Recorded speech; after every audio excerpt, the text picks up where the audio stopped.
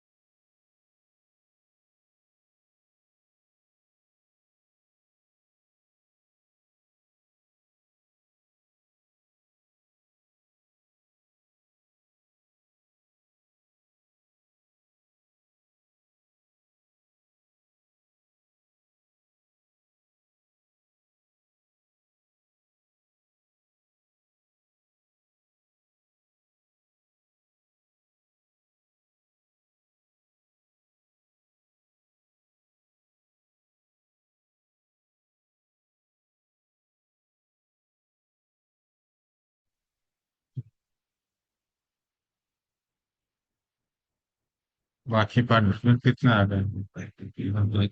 कितना ही नहीं, पार्टिसिपेंट भी आया मैंने। हाँ नहीं, 19 अपने लोग नहीं जुड़े, ग्रुप में डालिए सब।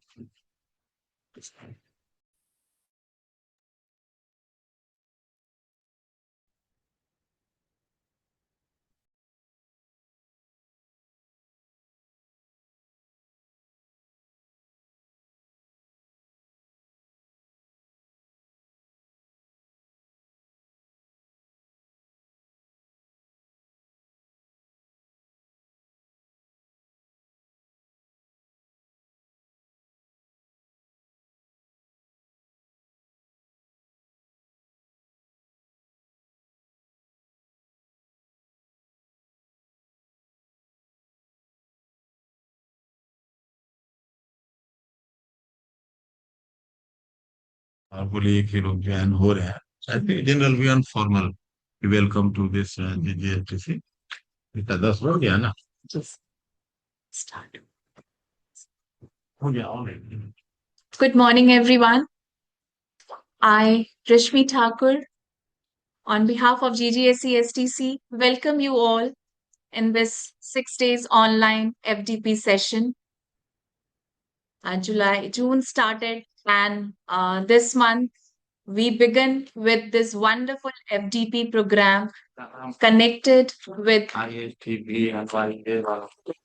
this is ISTE BNY Knowledge Enhancement Program, an online 6-day faculty development program 2026. And we will be connected from all over India, the experts, different experts from different institutions, organizations. So it is an honor for us, for GGSE STC, to connect with you all. We will start the program very shortly. Please stay connected with us. Waiting for Honorable Vice Chancellor of the JUT Ranchi. We are waiting for our Honorable Vice Chancellor, JUT. So he will be joining us very soon. Please stay connected with us.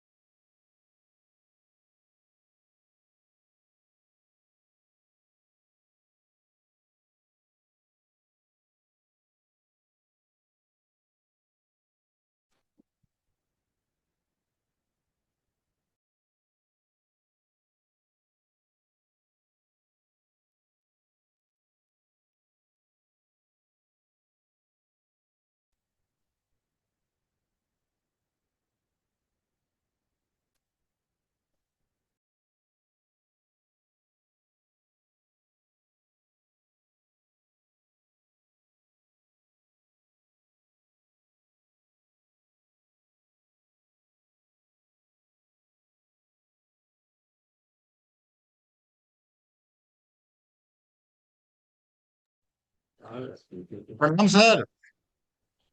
नमस्कार, good morning, जोहार। Program start किया जाए sir. Honourable vice chancellor Jharkhand university of technology professor doctor D K Singh has joined this program IST FDP program.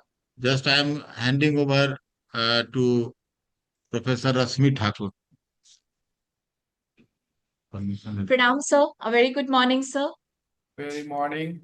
I seek permission, sir, to start the event from our Yes, Honorable please Vice start. Chancellor. Please start. Please go ahead. It is indeed a matter of great pride and privilege that on behalf of GGAC STC, I, Rashmi Thakur, OSD HR and HOD BBA, welcome you all to the ISTE BNY Knowledge Enhancement Program, an online 6-day faculty development program 2026 on environmental and geotechnical engineering, hydrogeology, waste management, and risk assessment. A very warm welcome to our Honorable Chief Guest, Professor Dr. D.K. Singh, Sir, Honorable Vice Chancellor, Jharkhand University of Technology, Ranchi, Honorable Chief Patron and President ISTE, New Delhi, Dr. Pratap Singh Kaka Sahab Desai, Honorable Chief Patron and President GGES Sri Tarsen Singh, Sir, Honorable Patron and Executive Secretary ISTE, Dr. S.M. Ali, Sir, Honorable Patron and Secretary GGES Sri Surendra Pal Singh, Sir, respected Convener and Organizing Secretary and our respected Director GGAC STC, Professor Dr. Priyadarshi Jaruhar, Sir, respected Coordinator on the coordinator of this program and Associate Professor Dr.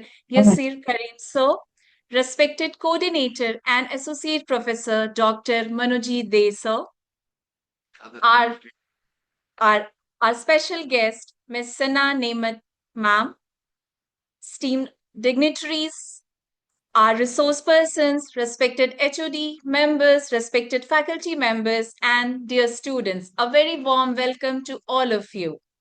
Today marks the beginning of an enhancing academic journey on that will foster education, sharing professional growth, innovation, and meaningful discussions on some of the most significant challenges and opportunities in the field of engineering and environmental sustainability. Before we proceed further, let us seek the divine blessing of Ma Saraswati, the goddess of wisdom, knowledge, and enlightenment. May her grace inspire us to learn with humility, think this with clarity, and contribute the dedication toward the betterment of society. I now humbly request all present to kindly rise for the Saraswati Vandana. I request Professor Apurva Sinha ma'am to kindly start Saraswati Vandana. I also request everybody to switch on their camera, please.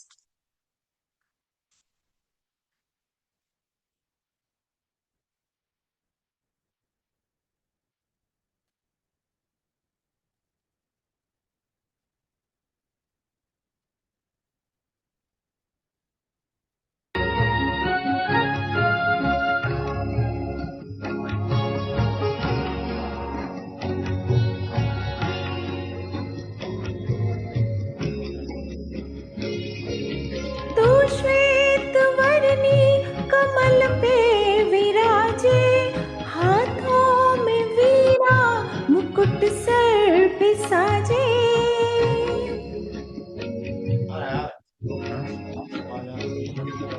तू श्वेत वर्णी कमल पे विराजे, हाथों में वीणा मुकुट sir पे साजे। मन से हमारे मिटा दे अंधेरे, हमको उजालों का संसार देवा।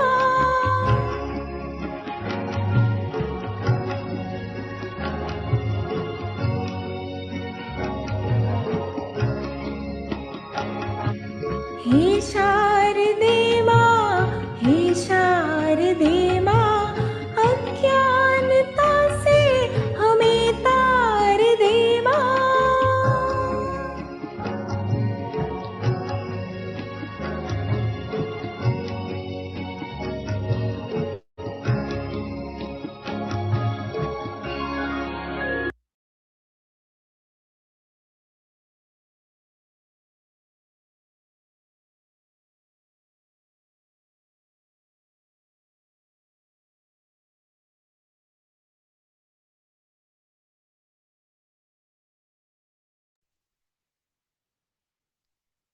the beautiful Saraswati Vandana have set a positive and inspiring tone for this faculty development program. To provide us with an overview of the program, its objectives, significance, and expected outcomes, I now have the privilege to invite Professor Shehnaz Fareen for the context setting of this FTP.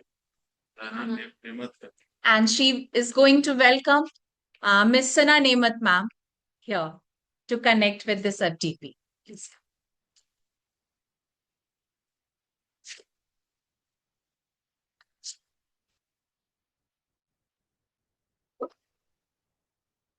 Good morning, everyone. Myself, Shehnaz Fareen, Assistant Professor, BBA Department. I'm going to introduce Miss Sana Namat ma'am, our cultural guest. It is indeed a great pleasure and privilege to introduce our esteemed cultural guest, Miss Sana Namat, a world-renowned Sufi ghazal singer and internationally acclaimed artist. She is widely admired not only for her unwavering message of love, peace, humanity, and harmony. Beyond her remarkable contribution to music, Miss Namat is a distinguished educationist and serves as a professor of education communication, inspiring countless students through her academic and professional endeavors. At present, she is on her musical tour in Berlin, in UK, where she is participating in a charity concern in support of Indus Hospital Network. Despite her busy schedule, she has graciously consented to be a part of our inaugural session by sharing her latest song as a token of goodwill, best wishes, and cultural friendship. We are truly honored by her thoughtful gesture and extend our heartfelt gratitude for her presence and support. A very warm welcome to Miss Sana Namit and thank you for spreading the timeless message of peace and harmony through the universal language of music.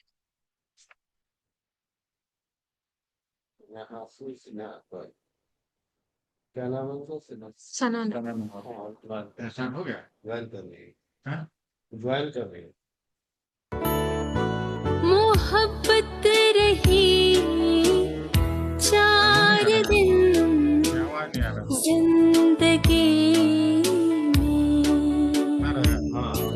मोहब्बत रही 4 दिन जिंदगी में रहा 4 दिन का असर रहा 4 दिन का असर जिंदगी भर जिंदगी भर जिंदगी भर जिंदगी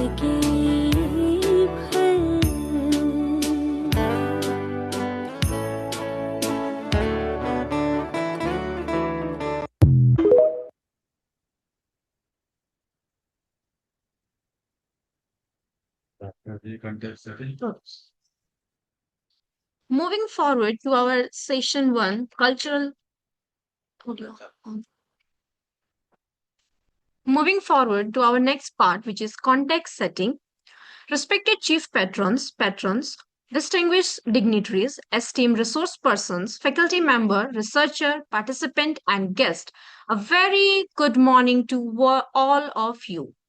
It is indeed a matter of great pleasure to welcome you to the inaugural session of the ISTE BNY Knowledge Enhancement Program 2026, a 6-day faculty development program on environmental and geotechnical engineering, hydrogeology, waste management, and risk assessment organized by the Department of Civil Engineering, Guru Gobind Singh Educational Society Technical Campus, Bokaro. We are living in an era where sustainable development and environmental responsibility are no longer choices but necessities. Challenges related to environmental degradations, groundwater management, waste disposal, infrastructure safety, and disaster resilience demand innovative thinking, scientific approaches, and interdisciplinary collaboration. As educator and researcher and professional, it is our collective responsibility to equip ourselves with the latest knowledge and technological advancement to address these challenges effectively. Recognizing these needs, the Indian Society for Technical Education IST in association with BNY has initiated this knowledge enhancement program with the objective of strengthening academic excellence, promoting industrial academia interactions, and enhancing professional competencies in emerging areas of engineering and technology. Over the next 6 days, we will have the privilege of learning from eminent experts from premier institutions and industry who will share their valuable insights, experience, and innovative perspective. I am confident that this FDP will serve as a meaningful platform for knowledge sharing, professional growth, and collaborative learning. With these words, I once again extend a warm welcome to all the dignitaries and participants. Let us make the most of this enriching academic journey. Thank you. Now, to formally welcome everyone, I request our convener and organizing secretary, Professor Dr. Priyadarshi Zarohar, Director GGSTC Bokaro, to deliver the welcome address. Over to you, sir.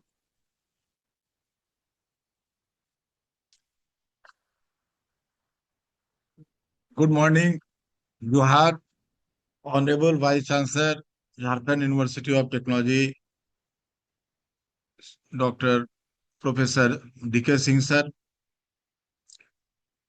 Guest of Honor, IST Executive Secretary, Dr. S.M. Ali sir, our Honorable Guest, Professor Dr. J.N. Chakravarti sir, Professor H.A.G. NIT Jalandhar, Honorable Sri R.R. Jaruhar sir, ex-member Railway Board, officer from Indian Railway Service, Dr. M.K. Jha sir, Principal, Government, MIT Muzaffarpur, other eminent resource persons, speakers, our coordinators, and dear participants. I welcome you all in this August gathering and extend my gratitude for participating in this national level program of FDP. Although it is a faculty development program, but now the concept has been enhanced in its goals and objectives, that in this forum, many eminent personalities from academia and industry are present.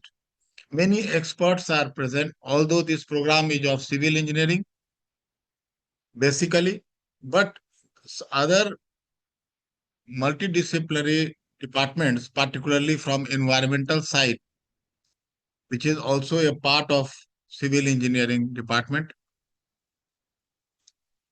is also included. I hope this program will be very fruitful, and definitely this program is going to be recorded so it can be utilized in various board of studies, also to enhance the or improve the syllabus, as we have a various researchers and industry people are here. Not taking much of the time. Thank you. Thank you very much. Jai Hind. Jai Bharat. इसी सब को बुला लेंगे, नमस्कार दलील sir.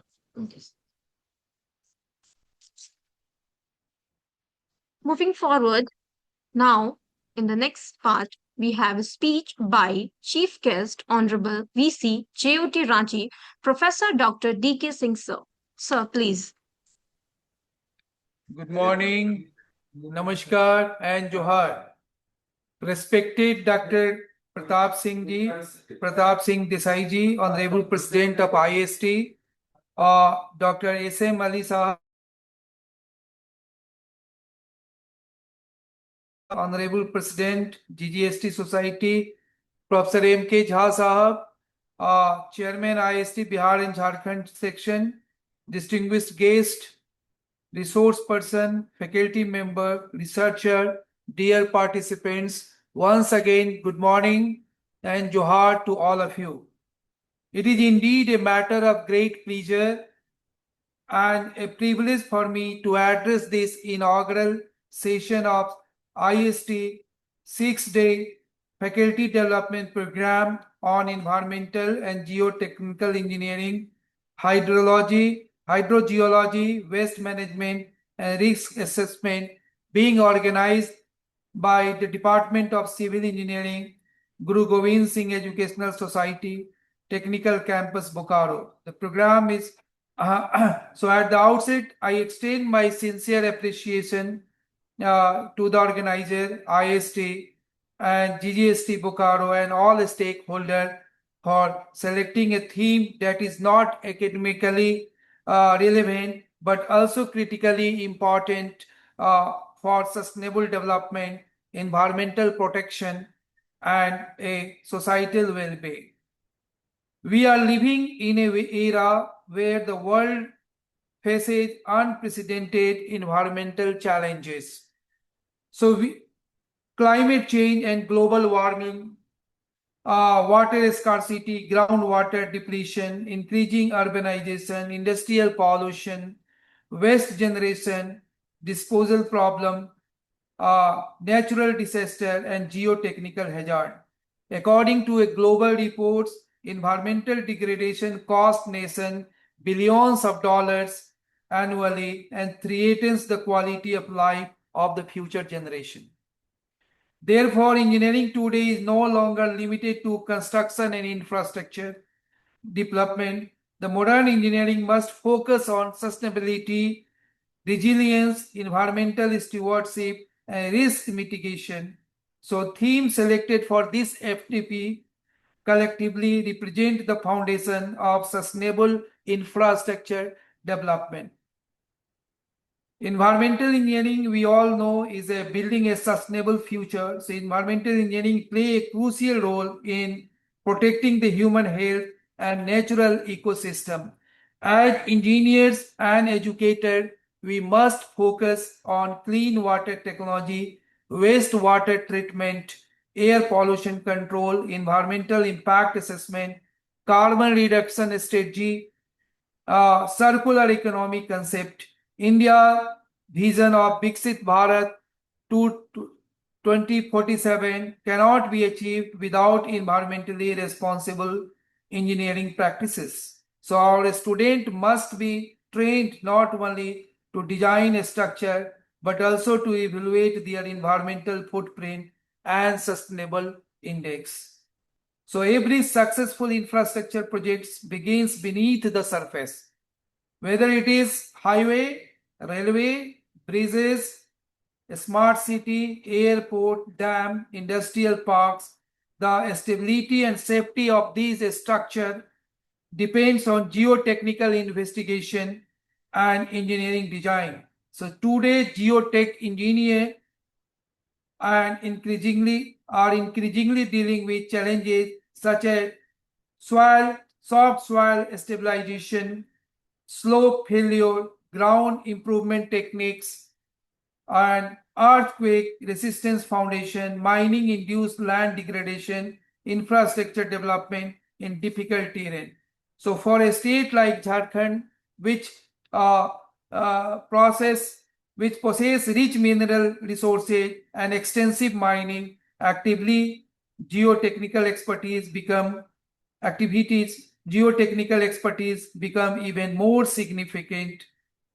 So friends, water is the life. Water is the life. Plastic recycling, circular economy. The young engineers trained by our institutions should become the creator of sustainable solution rather than manager of environmental problem. The increasing frequency of flood, landslides, earthquake, industrial accident, climate-induced disaster has highlighted the importance of risk assessment.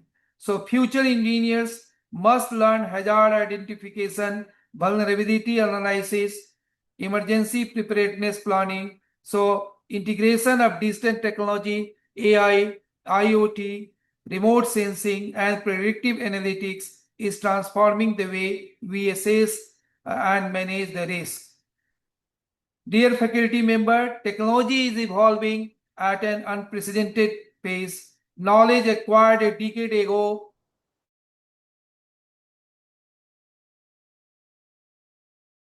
is no longer a choice, it is a necessity.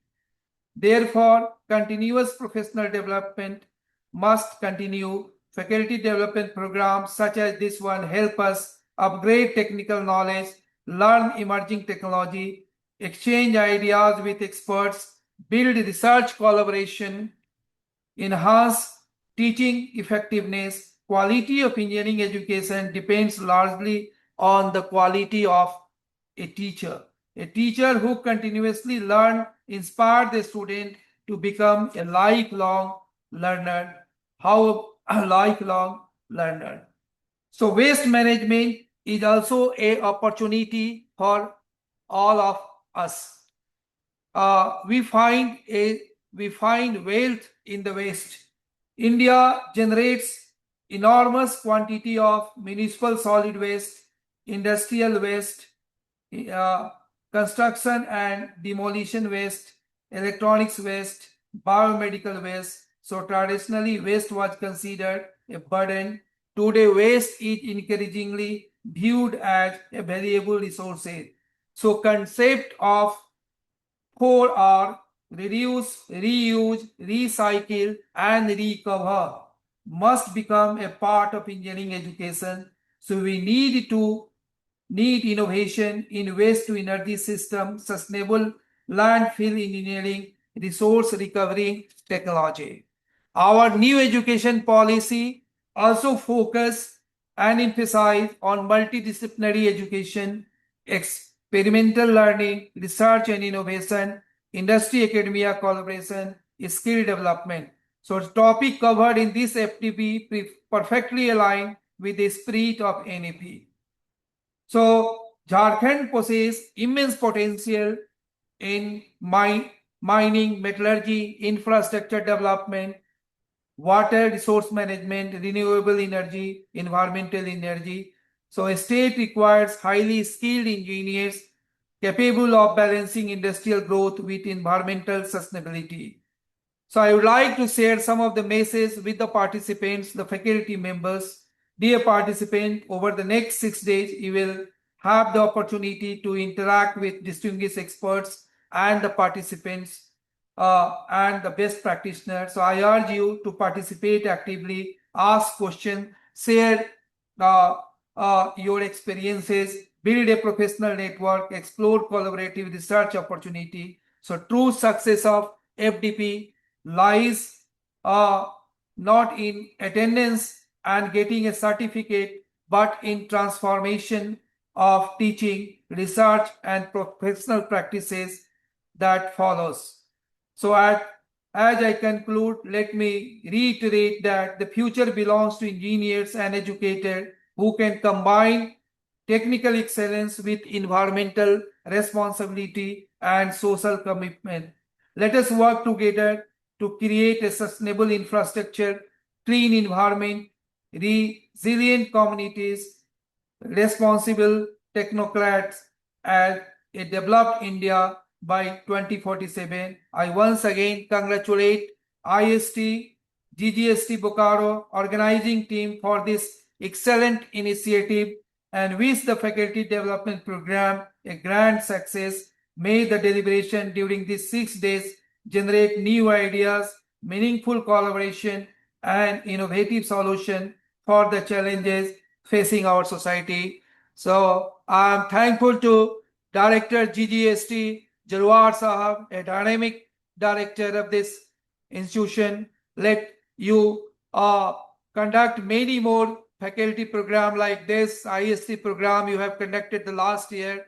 So it's really, I appreciate your initiative. In the coming days, the faculty member in this area will be more benefited. So thank you very much, and thanks to our supporting organization, the IST, President IST, and the Secretary IST, and Sri Professor Jha of Bihar and Jharkhand, Chairman and President of the GGSPST and Secretary for conducting such a nice FDP. So once again, thank you very much, and I wish you all a very nice 6-day program. Over to you, Director Saab. Namaskar. Johar.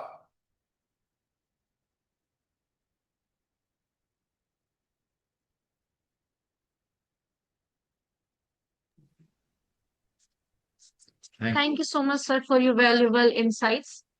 Now we have our next guest, speech by Chief Patron, Dr. SM Ali, Honorable Secretary, New Delhi. Please, sir. Yeah, thank you very much. Most respected chief guest of the today's function, Vice Chancellor, Jharkhand University, a director of SSGTU, my good friend, and the chairman and secretary of the C. Guru Govindin College of Engineering, Bokaro, and president of ISTE, and the esteemed faculty members and other dignitaries present in the meeting. It is my eminent pleasure to be invite me as inaugurating this function in digitally ISTE BNY. It is actually, in fact, when we selecting this different institution, it is when the meeting it was decided, no, in the eastern part, only institute in the Jharkhand, SSG, Sri Guru Gobind Singh Institute is the only institute who can able to manage and conduct this extreme program. And ultimately, the management of the ISTE BNY has agreed for that one, and the program has been sanctioned. And the topic was very relevant, the sustainable things and geotechnical and sustainable. Mostly, we have received the proposal related to computer science.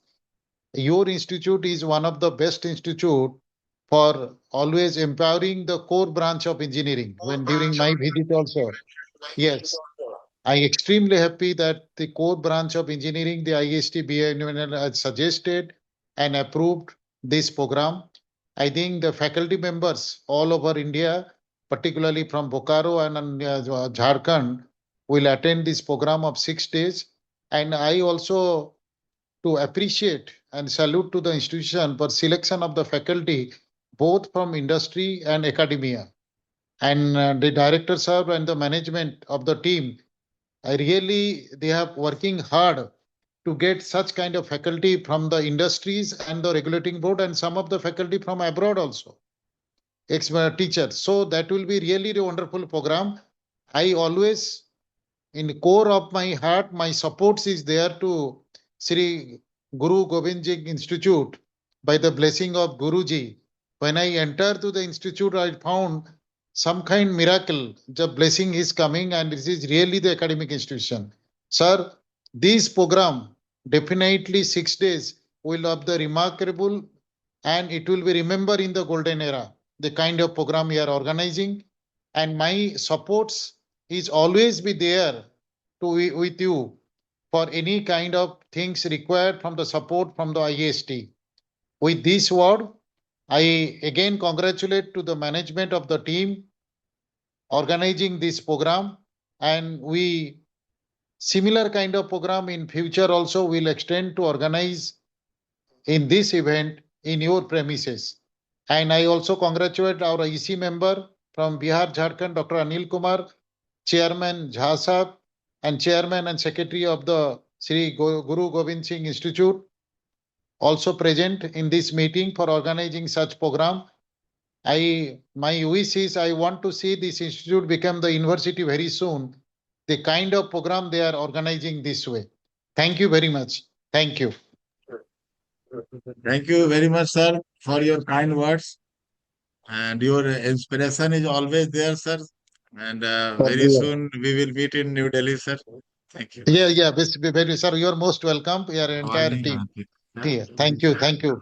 I think Sanaj is there. Thank you very much, madam, for your good coordination thing. And we always wish all supports will be extended. Thank you very much.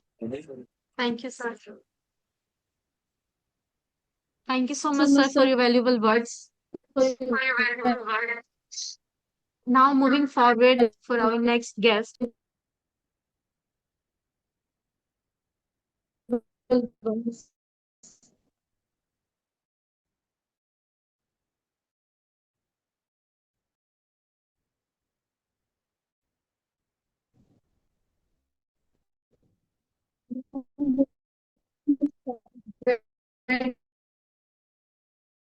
Our next session.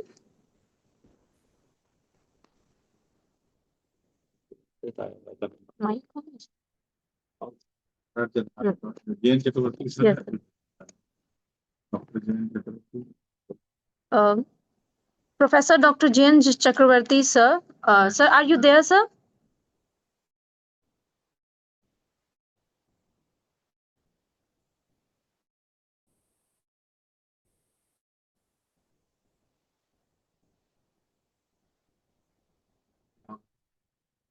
Sir? Professor Dr. Jain Chakravarti, sir, are you there, sir?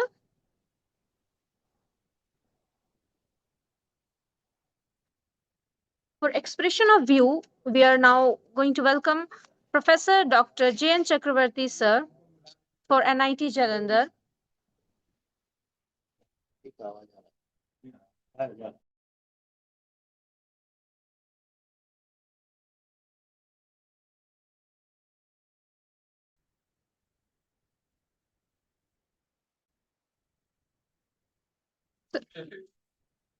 Sir, am I audible, sir? Yes, you are audible. We once again welcome you, sir.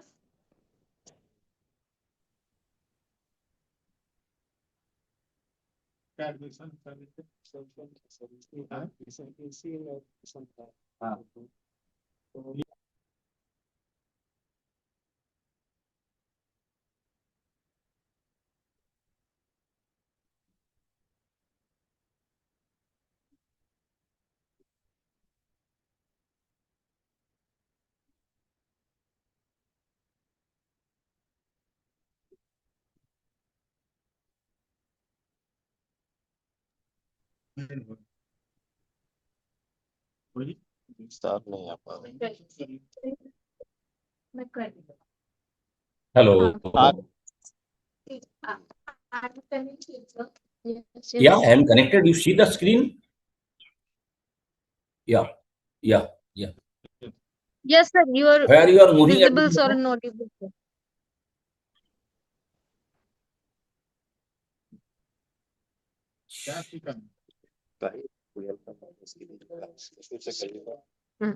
Once again, I would like to invite you, sir, for the expression of Dr. Jain Chakravarti, sir. Over to you, sir. Hello. Hello. You are audible, Am sir. I audible? Yes, sir, you are audible. But there is another also Hello. dignitary is there. There is Dr. Jharuar Yes, sir. to share with me at the Yes, sir, same you are time. completely audible. Hello. Sir, you can continue, sir. Yeah. Good morning to all. My Heartiest respect to the dignitaries who are here, the IST chairman at national level, IST chairman Dr. Jha at the BR and Jharkhand level, Yes, sir. the institute authorities, the director, the audiences, and faculty who are joined here for the program. These type of programs are very much useful for the liftment of the teacher's knowledge level, and what you can say, to get familiar with the practical things. Lot of things are available in the books, maybe in journals, research papers, but for practical interaction with the teachers, that they boost the your knowledge level of the faculties. So I will thanks the college or institute authority for giving me a chance here for this purpose, and a nice program they have organized. So thank you all.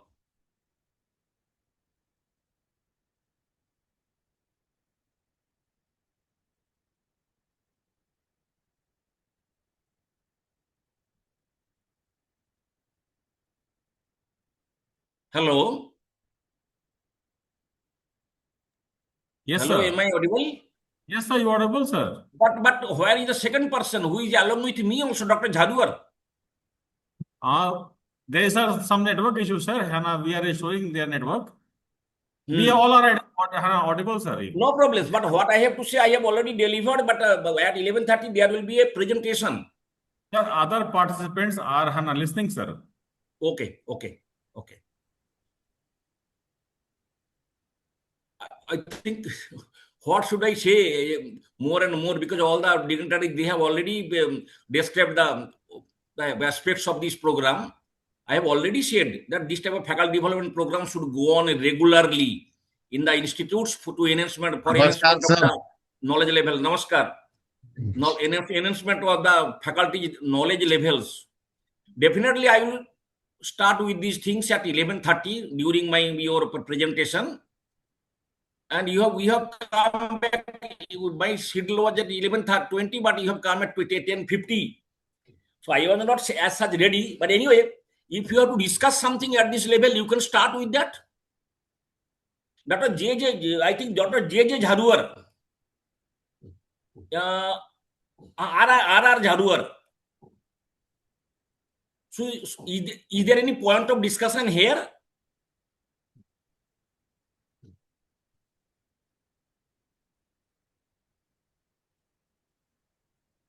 Hello?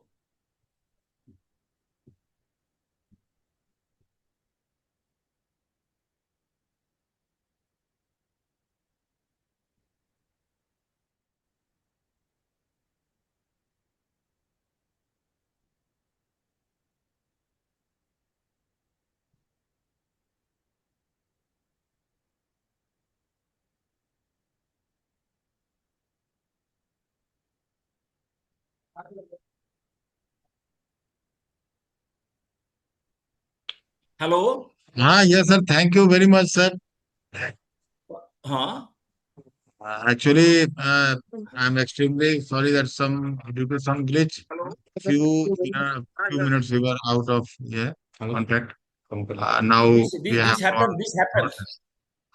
In online programs, this happens. Yes. Now, sir, I will invite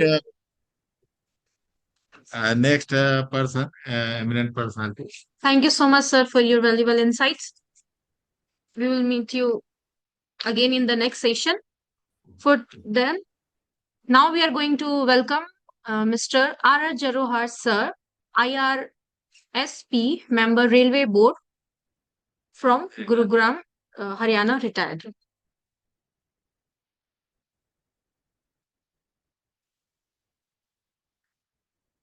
Sir,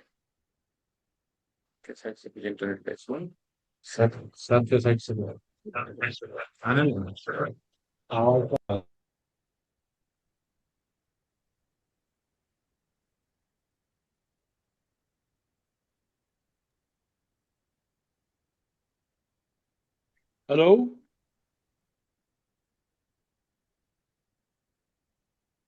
I'm sorry. yes, sir. You are able to hear me? Yes, sir. You are completely audible, sir. Oh, thank you very much. Yes. I must congratulate the Guru Govind Singh Institute for starting a initiative on development of skill or renewal of skill for the faculty members. It is very, very essential because from time to time it has to be renewed and refreshed.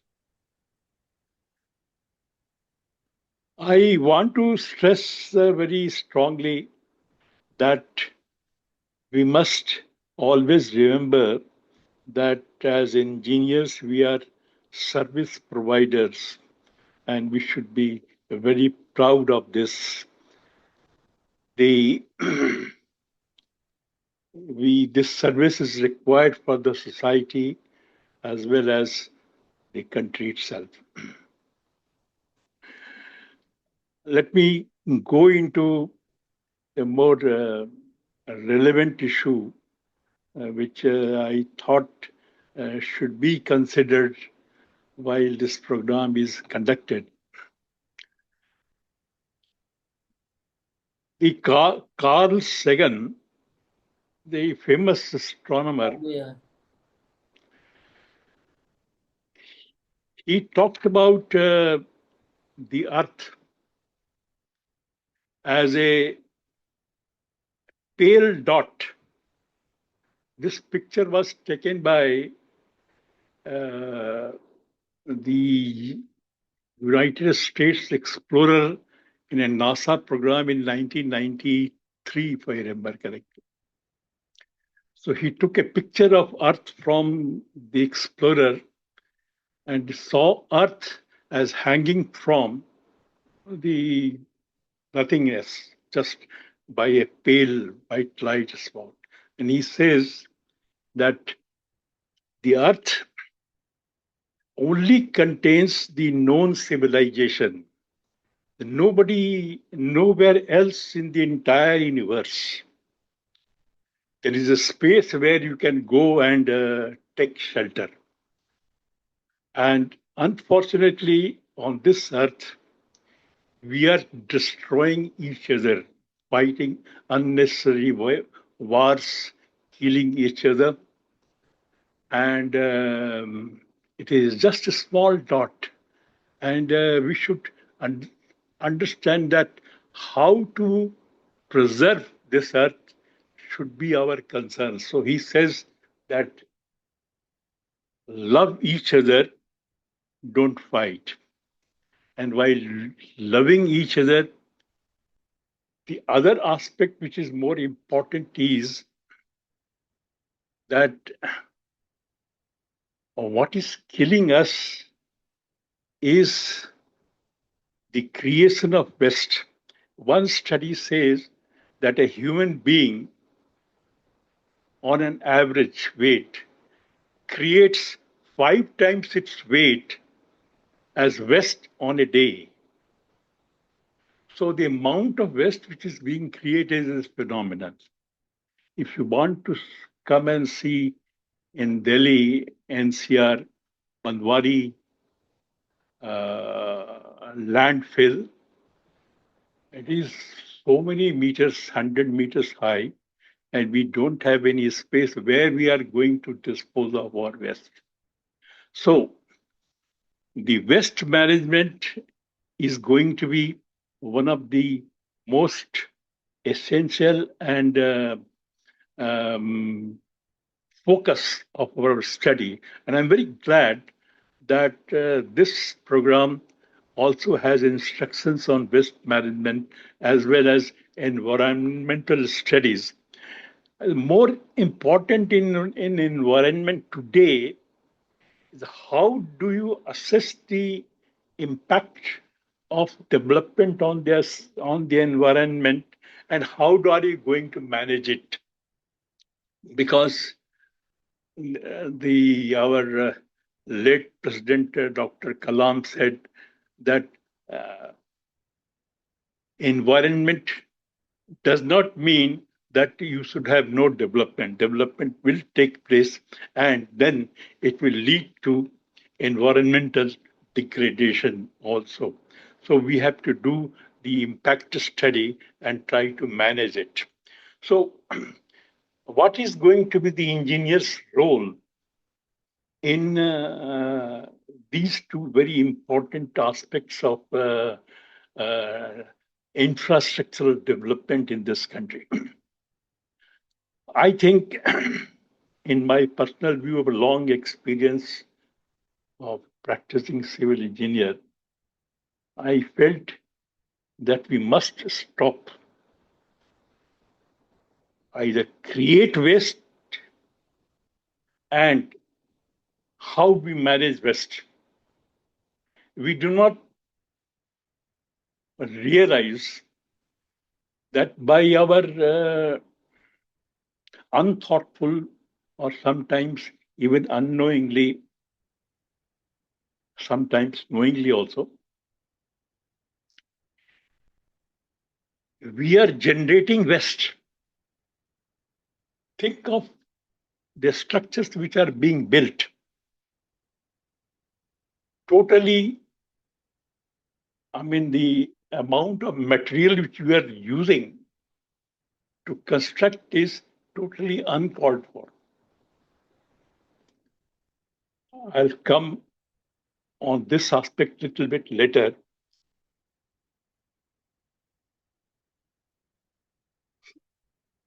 Another aspect which is very important today, every day we are now, every month at least, this structure has fallen, that bridge has fallen.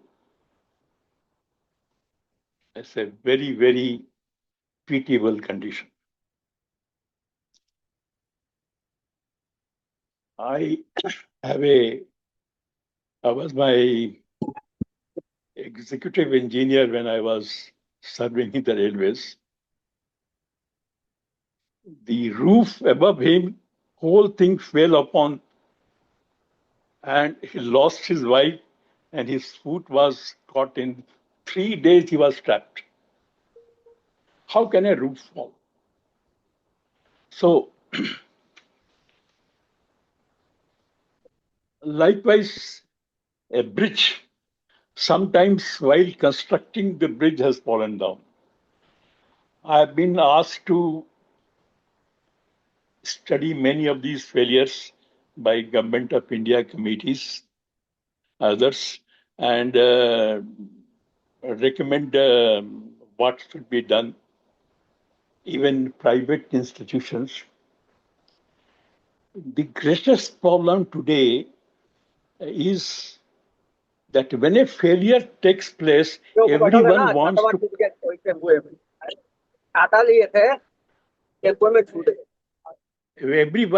to cover. So the real reason for the failure does not come out. There will be the contractor will try to cover, the government will try to cover, the consultant will try to cover. So the only place or only institution is the academic. These engineering institutions, they can really highlight and find out why it has failed. So I'll be dealing with this topic in detail tomorrow. I have got a subject on this, deal with failures. So I will request that failure as a subject, why a failure takes place or why a failure can take place, the students should be exposed to it. When I say this, he should also see by on inspection that a failure is imminent or it can fail either during construction or after construction. So you should teach him what should he inspect. I have seen people drawing an inspection report. The guy does not know what to inspect. For example, in a girder bridge, a simply supported girder, the most important aspect of inspection is the bearing. If you can go on the bearing and check up, it will tell you the whole story. I had the people used to call me that the bridge talks to me. Because I used to go and tell him that this is what is causing this problem. So we tell the people that how to inspect, how to find out whether their failure can take place or not. So this as a subject, we have to, in case of a concrete, only thing which is being demonstrated today in a concrete laboratory is crush the cube. That is not the failure. I would request that now there are many good videos of also, or we can create a video of how a concrete girder fails. Try to find out and expose that when the girder fails, this is what happens. So I'm this for submission that we treat failure as a subject. Today, it is not being, everything is doing some calculation, safe. Okay, safe. But what is unsafe? Also tell him that this is unsafe. Today,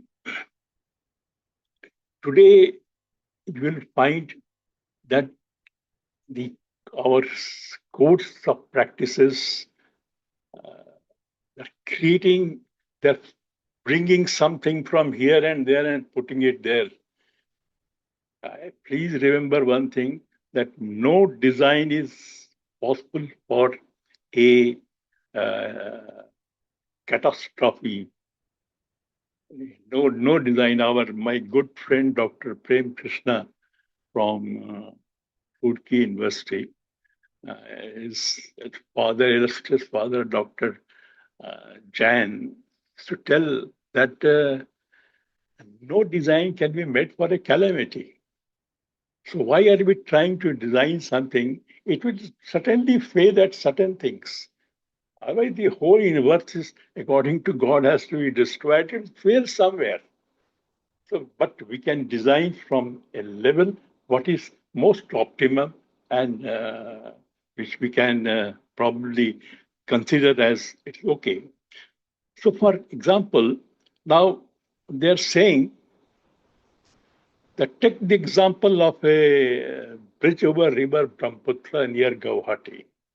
There was an old bridge constructed in 1962 with the coefficient of, G as 10%. The bridge is sound, safe. Another bridge which I was involved in construction, we designed it for 0.16 G, constructed in 1979, 100% safe today. And today, by the side of it, we are trying to construct another bridge with 0.24. What is the meaning? Our best design is the one which is done by the nature, the most durable design. If a bridge or if a structure is all right for 120 years, why should we go and make 30%, 40% more material into it? What for? That is your example that it is okay. Anyway, so have you heard of that to make concrete durable, you should add extra cement? Unthinkable. The cement lobby in the codes of practices, they are saying कि इसमें और cement डाल दो भाई. अरे cement डालने से concrete durable होता है क्या? कंक्रीट ड्यूरेबल होता है for everything including फाइंस, coarse aggregate, everything. Cement डालने से ड्यूरेबल हो जाता है क्या? Let us think about it. I think all such things we can examine it very critically, and now we should train our engineers so that when he goes to take up a job, at least he's aware that what is required of me, and not only the degree which he has. We all struggled as engineer like this. All struggled. In fact, when I went there, I joined railways in 1968. People asked me कि तुमको कुछ आता है, कुछ करता है भाई, जानता है कि नहीं कुछ? जानता हूँ. Try the professor of structural engineering. He told us that don't draw bending moment diagram, draw the deflection curve. Because if you know how the structure will deform, you can know that where the structure will fail. If you do not do it, if you do not know how the structure is going to deform, how will you design? If I know that I have to bend the knee, I will design something for my knee. If you don't know how my knee is going to be bent, then what shall I do? So my point of mention is here that let us, whatever is being taught in engineering, I think I must compliment all the professors and the faculty members. They're doing an excellent job. But some more additions, if you make, probably the students will at least know that this I must know, be exposed to it.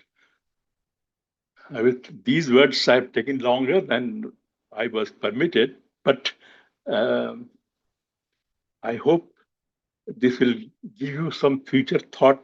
It can be deliberated by people, and we can sit down to decide that what kind of curriculum we can add to the existing one. Thank you very much for your attention.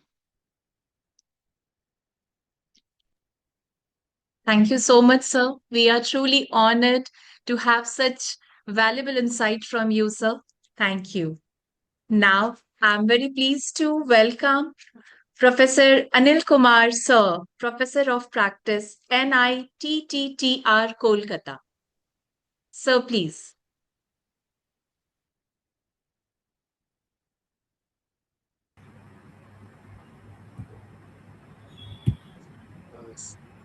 Yeah, we welcome you, sir. Yeah, very good morning. Indeed, it is my great pleasure to be part of this very important event being organized with the support of ISTE New Delhi. I must express my heartfelt thanks to the director of the institute, Dr. Bariarji, who have been kind enough to ensure my presence in the inaugural session. Indeed, this program, named as ISTE BNY Knowledge Enhancement Program, and under this program, BNY Mellon, a US body, they want to build capacity in India in various domains of education, and they have identified ISTE, Indian Society of Technical Education, as a partner to work on their behalf. So I must appreciate the effort of the institution, Guru Gobind Singh Educational Society Technical Campus, and I'm more happy to share with you a very long part of my life, professional life and social life, I have spent in Bokaro Steel City, and when such opportunities come to me, I generally do not say no. So I'm so elated to be part of this. I must thank the director of the institutions and the institution's entire governing management. The topic of the session a very important topic. All aspects of environment, geotechnology, hydrogeology, waste management, and risk assessment are being covered. If in one word, if I will say that the entire topic can be covered under a new nomenclature, disaster risk management. So all aspects are being covered under disaster risk management.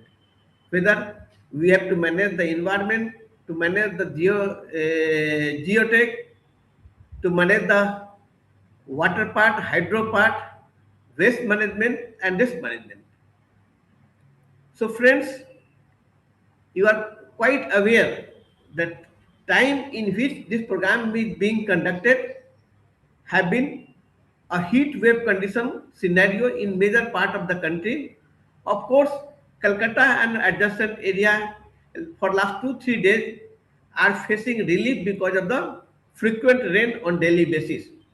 But prior to that, the condition was so bad. So why such conditions came? Such condition came because the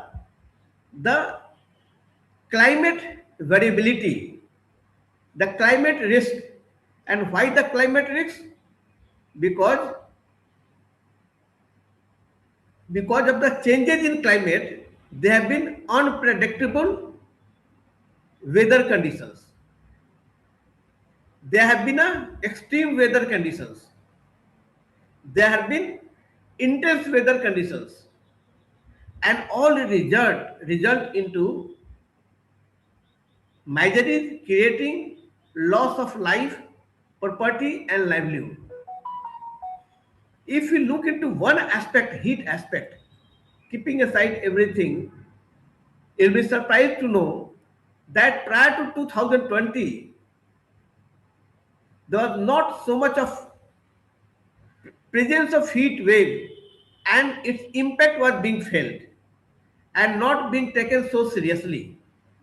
But from 2020 onward, the situation changed to an extent that you'll be surprised to know prior to 2020, there would have been a 2-3 heat wave conditions either in Jharkhand or in Bihar or in eastern part of Uttar Pradesh, part of Telangana, Odisha, or West Bengal.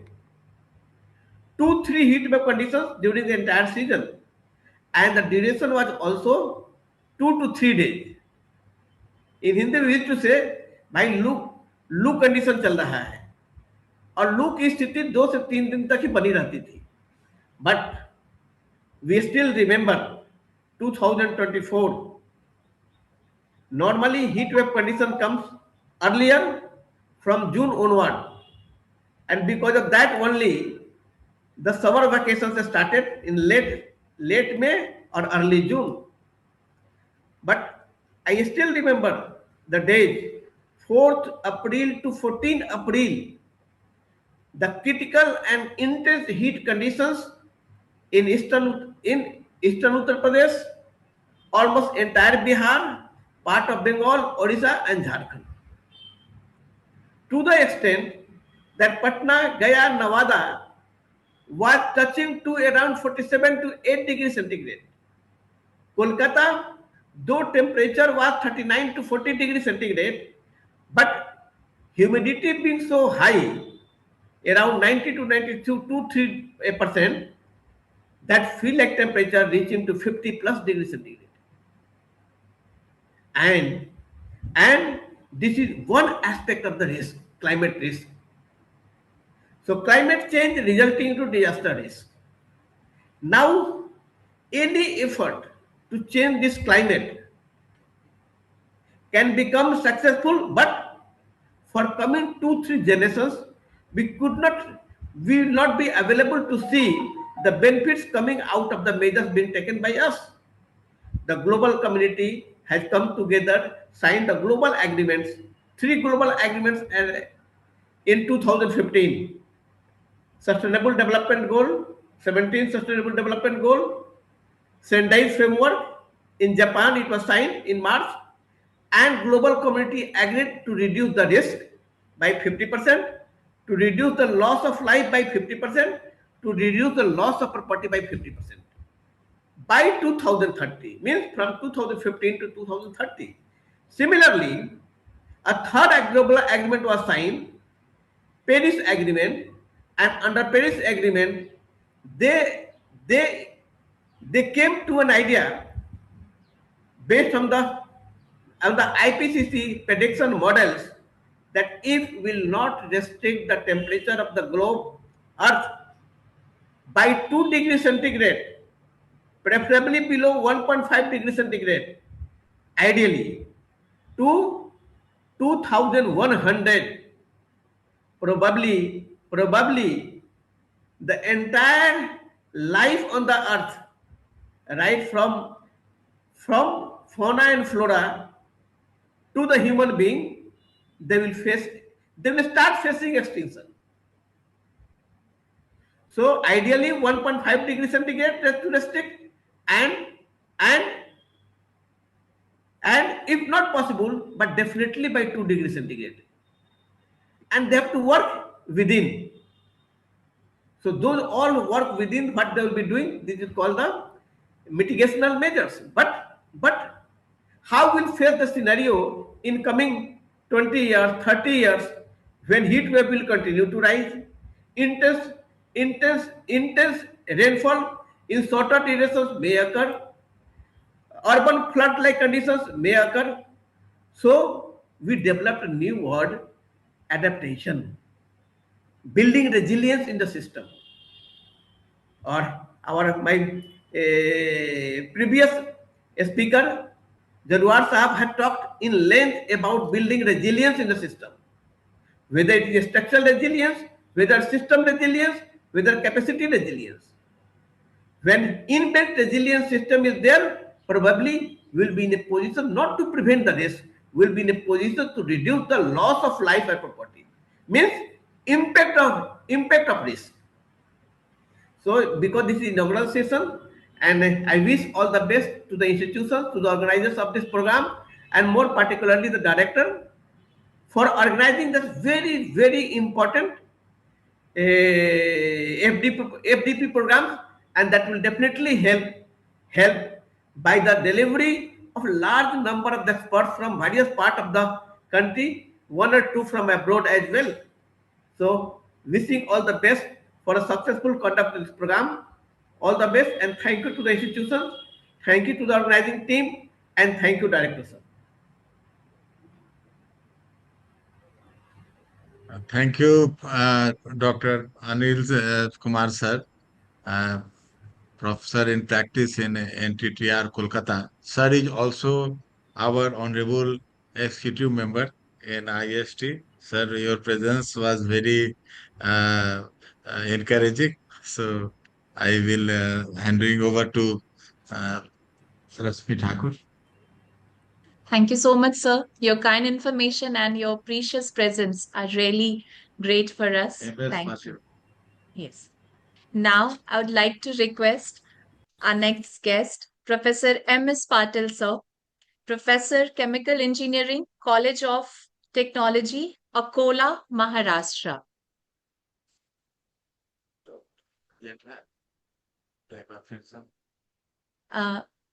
I request Professor Dr. M.S. Patil, sir, Associate Professor, Chemical Engineering, College of Technology, Engineering and Technology, Akola, Maharashtra. Are you available, sir?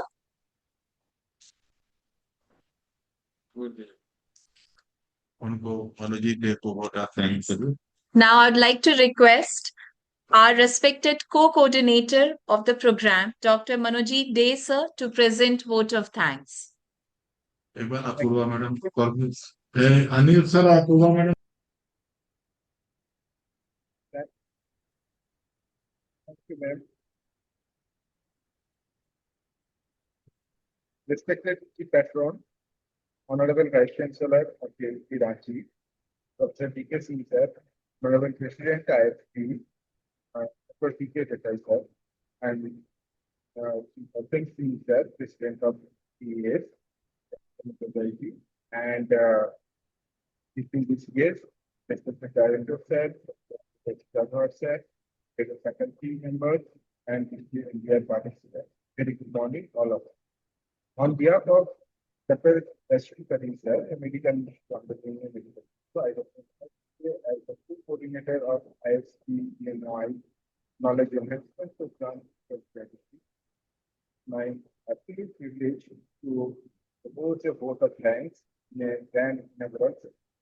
First and foremost, I must express my deepest gratitude to our chief patron and for your research presence and work for technical education is the benchmark of all. And actually, we are grateful for the teaching system, and for their continuous support and inspiring work. Always pushes our institution toward academic. Special thanks to our Mr. Mukesh Hasek, Chairman of ISTE, for the support and guidance. Our heartfelt thanks to James Chakravarti sir, NIT Job from Jalandhar, Anil Kumar sir, NIT Kolkata, Daruhar sir for sharing their profound views and setting the high digital standard for the phase. I would like to congratulate our dynamic director, Dr.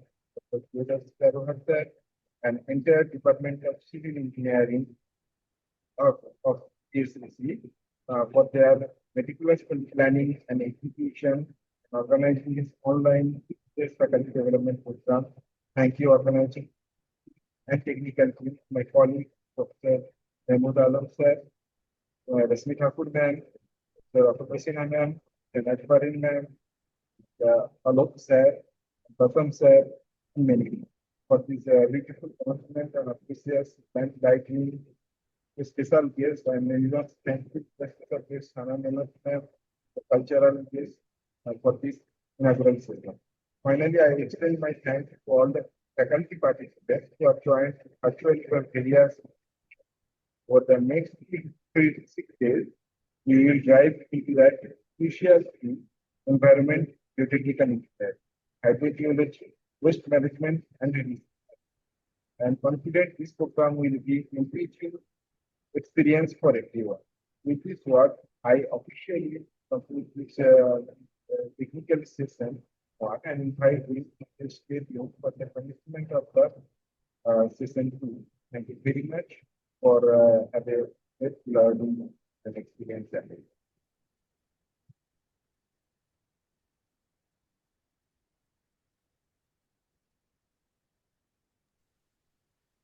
Thank you so much, sir.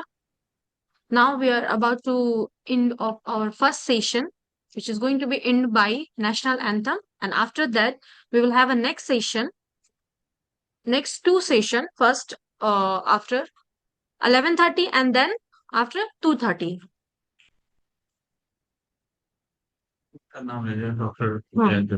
The next session will be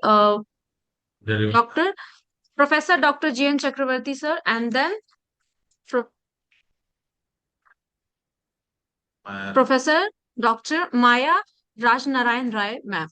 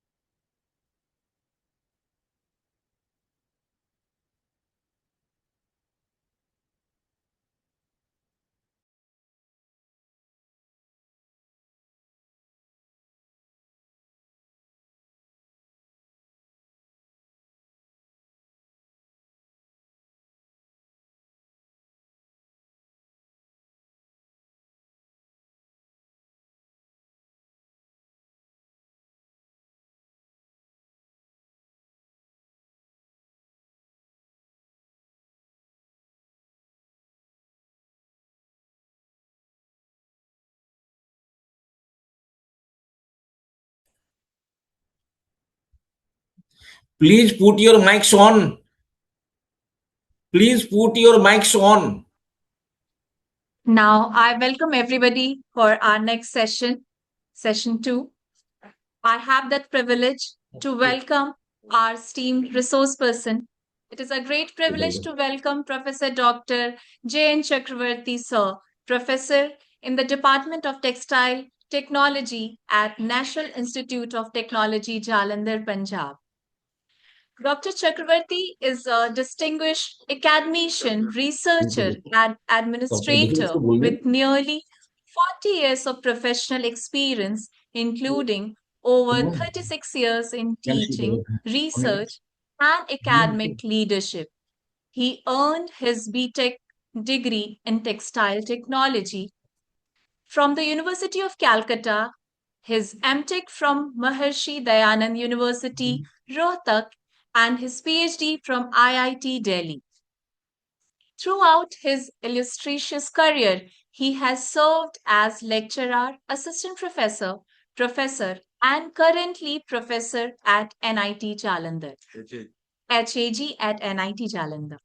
He has also held several key administrative positions, including Head of the Department of Textile Technology, Dean Research and Consultancy, Chairman of the Institute Purchase Committee, and Public Information Officer. An accomplished researcher, Dr. Chakravarti has supervised 15 MTech dissertations, successfully guided 8 PhD scholars, and is currently supervising additional doctoral researchers. His scholar contributions include more than 150 research publications, 2 textbooks, and several book chapters published by internationally reputed publishers. He has successfully handled sponsored projects, served as an expert reviewed for leading international journals, participated in NBA accreditation teams, acted as an AICT expert, and mentored the establishment of textile engineering department in various institutions. He has also organized prestigious international conferences and is an active member of several renowned professionals bodies, including AATCC USA, the Society of Dyers and Colorists UK, ISTE, and the Textile Associations India. His vast academic expertise, research, excellence, and contributions to engineering education make him a highly reputed figure in the field of textile technology. On behalf of the organizing committee, I extend a warm and heartfelt welcome to Dr. J.N. Chakravarti and express our sincere gratitude for gracing the FDP as a distinguished resource person. Sir's topic will be wastewater management in textile industry. So we are honored to have you here. Thank you. Thank you too. You have said too much for me, and I am nothing at all. Okay, now I am going to open the presentation. Just a minute, please. Yes, click करो इसको. इसको बना? Yes, इस पे click करो. हाँ. Share. It's here. Be presentation. Yeah. So yeah. ना इसके हाँ बस. ठीक है. Hide कर दूं? कर दूँगा. Hello, is the presentation visible? Yes, sir. Yes. Yeah. Good morning to all the audiences, experts who are there very much and waiting for this. In fact, the Department of Civil Engineering, Guru Gobind Singh, your education trust, they have taken up a very big area for this faculty development program. And one of this wastewater management. I am not also a civil engineer, definitely from the textile, but the wastewater management is handled by the civil engineers in all the disciplines. For example, chemical engineering, textile engineering, leather technology, all who are mainly generating huge wastewater. So this part will be very much important for them because civil engineering does not take care of your chemical aspects, but all this your wastewater problems are associated with chemicals. They're based on very much use of chemicals. So let us start with the first slide. Let me start. This is water pollution. We should know the different sources which are responsible for generating the wastewater load. Chemical industry, leather industry, coloration industry, the four industries are the main concerns of this problem. There is a paint industry, home launderings, acid rain, agriculture, fertilizer, hormones, pesticides, hardness, marine accidents. So many issues are related to this wastewater pollution, though we will be handling the textile part basically. If we consider the textile chemical process, the process in brief, this is a huge process like Pacific Ocean, which has no depth at all. In short, we can say the decising.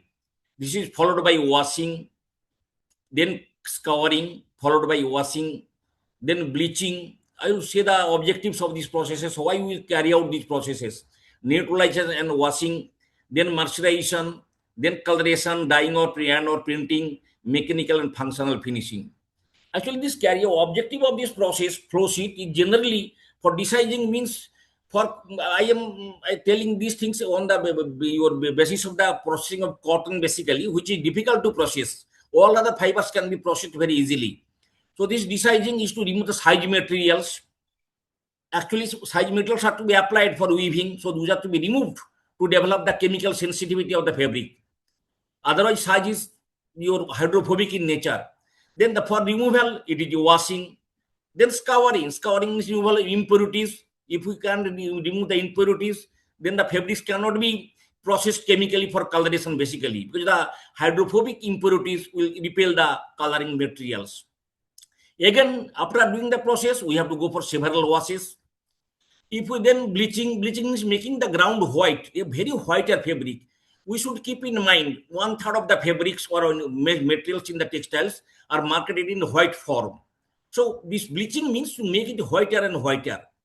Then again neutralization, because most of the bleaching process is carried out in alkaline conditions.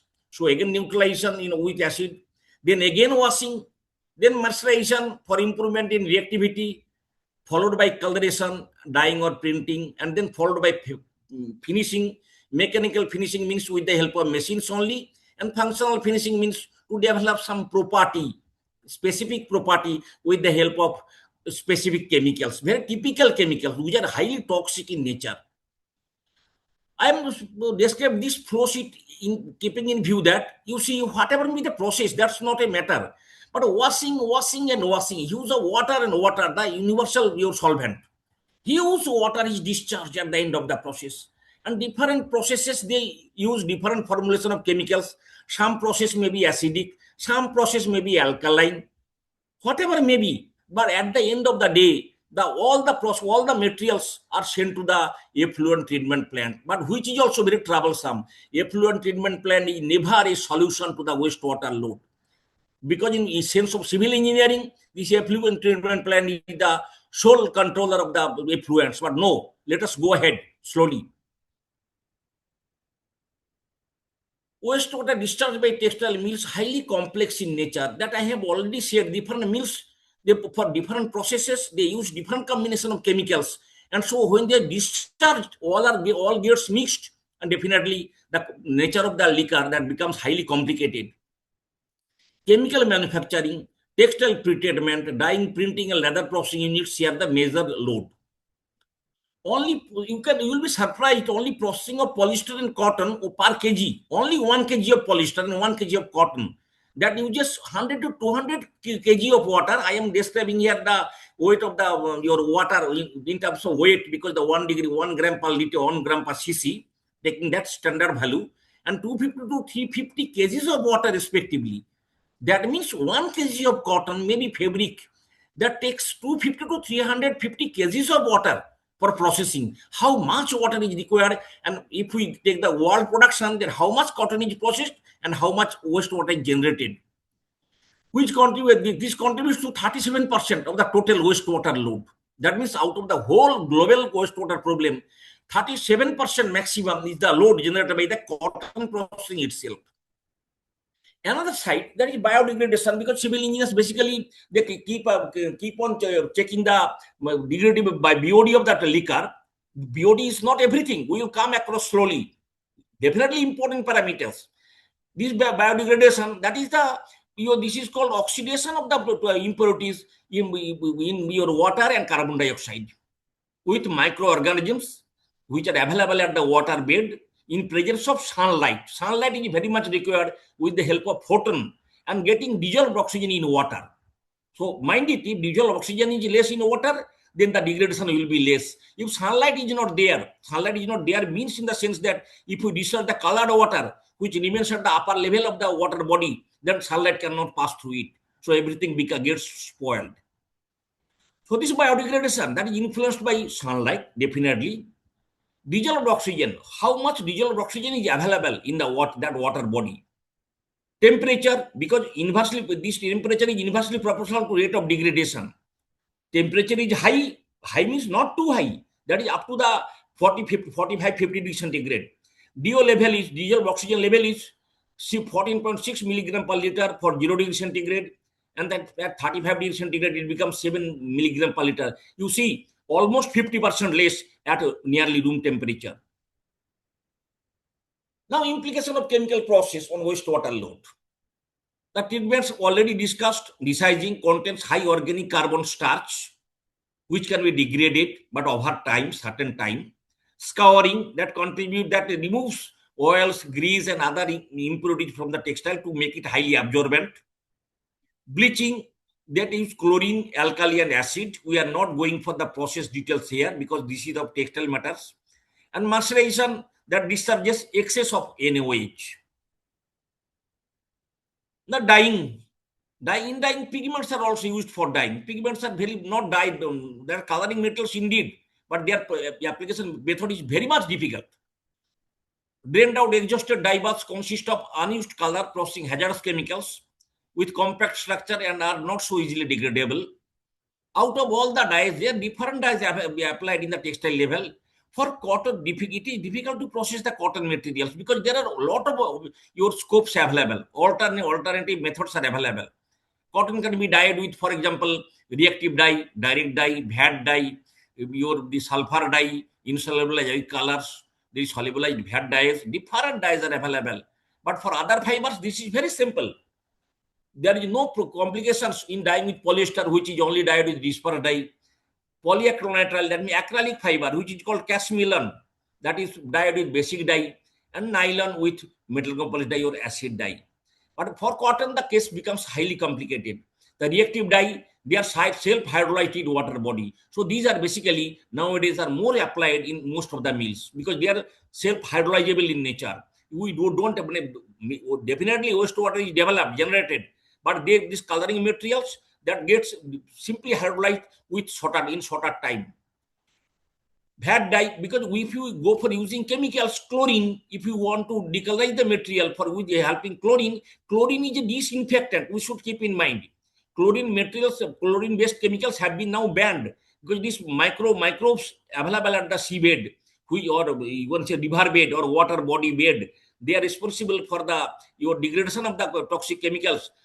Those microbes will be killed by this chlorine. This chlorine is disinfectant. Peroxide, ozone treatment, because as such we are not interested to treat the wastewater, but if it is needed, then application chlorine is restricted. If we go for peroxide and ozone treatment, those are highly costlier. Peroxide is a very highly dissociative chemical.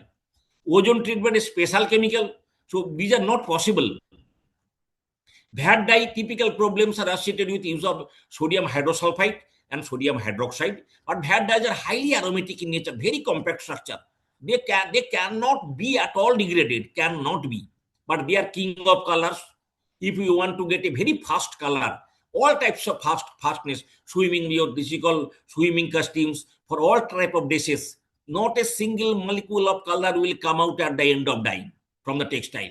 If you wash it in the washing machine with other garments, there is no problem of coloration. Sulfur dyes, they are also very much used for all number of deep colors. Reactive dye already discussed, but they use NaOH and NaCl. highly alkaline, and NaCl is highly short additive. That means NaCl increases the salt content of the wastewater, which is very difficult to remove. These inorganic chemicals cannot be biodegraded. That is why I am watering these ores. Direct dye, they use potassium dichromate for after treatment, sodium dichromate, copper sulfate, etc.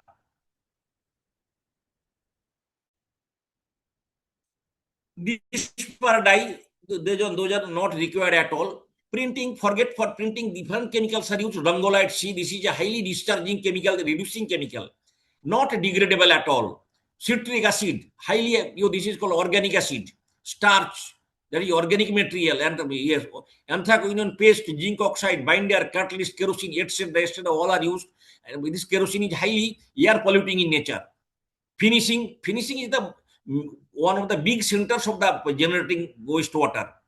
Of course, the unused liquor discharge in the wastewater is very less. How much is required for a finishing process? That is just prepared, and that is used. Maybe little bit may be discharged, but only dyeing is at the dyeing and pre-treatment or designing, scouring, bleaching, all these are at the root of huge wastewater load. These anti-crease finish, cotton textiles are liable to form crease marks. So these to remove these crease marks, they use dimethylethylene DMEU. Nowadays, everywhere DMDHEU. This is definitely modified. This chemical releases formaldehyde. Formaldehyde is a highly toxic chemical that causes cancer at all. You forget if just wearing a shirt finished with this DMDHEU. You see the people engaged in the shop floor level to finish the textile with these chemicals, how much they are facing. This is eye irritating also. They block the respiratory tracts also. So how typical these chemicals for air pollution at the end when they are used or they are washed in the textile water, you can use soap, they are highly unstable. Because we wash any garment in the washing machine, we use all types of detergent, different types of detergents, which are highly alkaline in nature. And these chemicals are stable in acidic pH. So in alkaline pH, they will be slowly degraded away with finally removal of the finish. Flame retardant, tetrakis and tris, these are two chemicals. I have given here the actual names of the chemicals. They cause cancer. So nowadays they have been banned. But in typical cases means if we have to make this is called fireproof jacket, fireproof dress to handle the fires at different places, then we have to use these textiles. So in spite of banning also these chemicals, they are also still used to some extent. So simply soap that is used in scouring and soaping of dyes result in higher wastewater load. You forget this scouring and soaping in textiles. We use soap or detergents in the washing machines. How much soap? The soap, the higher, the typical, your chemical, the more non-biodegradable chemical, the higher is the efficiency. Dodecyl benzene sulfonate, DBS, not manufactured in India, but that is you're imported from UK, is still at the root of the most of the detergents available in India. Though nowadays a part has been substituted by the linear benzene sulfonates, but maximum because they are very highly efficient, and you can claim you have gone through different advertisements by this is called surfactant advertisement, like your Surf Excel, it may be your this is called Vanish, it may be Procter and Gamble, that is called Ariel, different types of detergents available in the market. They are claiming a number of things. This detergent will do better, but at the end when you will be discharging those waters from the washing machine itself, maybe in textile crossing, all are resulting huge wastewater load unknowingly. Now let us see, before going to this slide, I should say something definitely, because to understand this slide we should go to the one point, BOD. What is BOD of a textile? This is biological oxygen demand. This biological oxygen demand, that is generally denoted by BOD 5, that means biodegradation over a time of 5 days. But this process is a natural process, and natural processes are very slow processes. So BOD will be very less if you go for natural systems.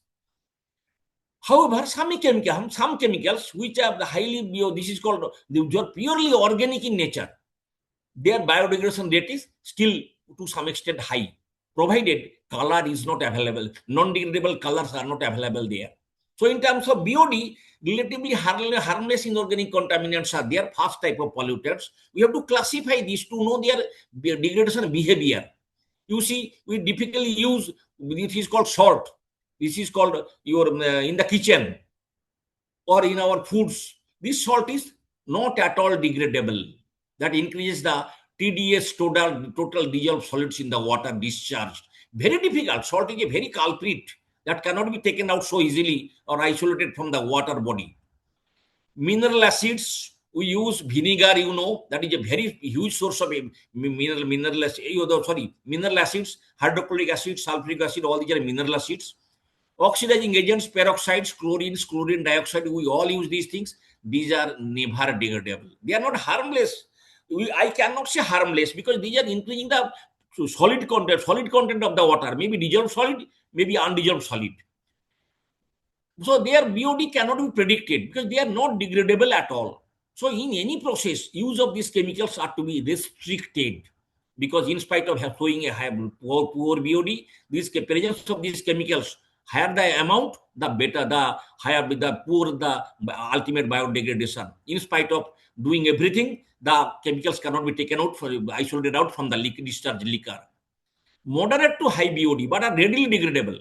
Some chemicals are available which have a very high BOD, but very quickly degradable. That means BOD may be high, but natural degradation is very high. Natural degradation means conversion to CO2 and CO2 and H2O. CO2 means carbon dioxide. Because at the end of the day, when that liquor is degraded to H2O, means that's going to the water body, and CO2 generated that go to the atmosphere. That means nothing is left. No sign of the chemical is left in this world. That is called the real biodegradation process. It is not some byproducts will be formed, never and not at all. So starch, that is a biodegradable C6H12O6, that is a very typical your biodegradable material. Vegetable oils, fats, waxes, biodegradable surfactants, short chain EO adducts, organic acids, all these chemicals and reducing agents all have high BOD, but they are degraded very quickly.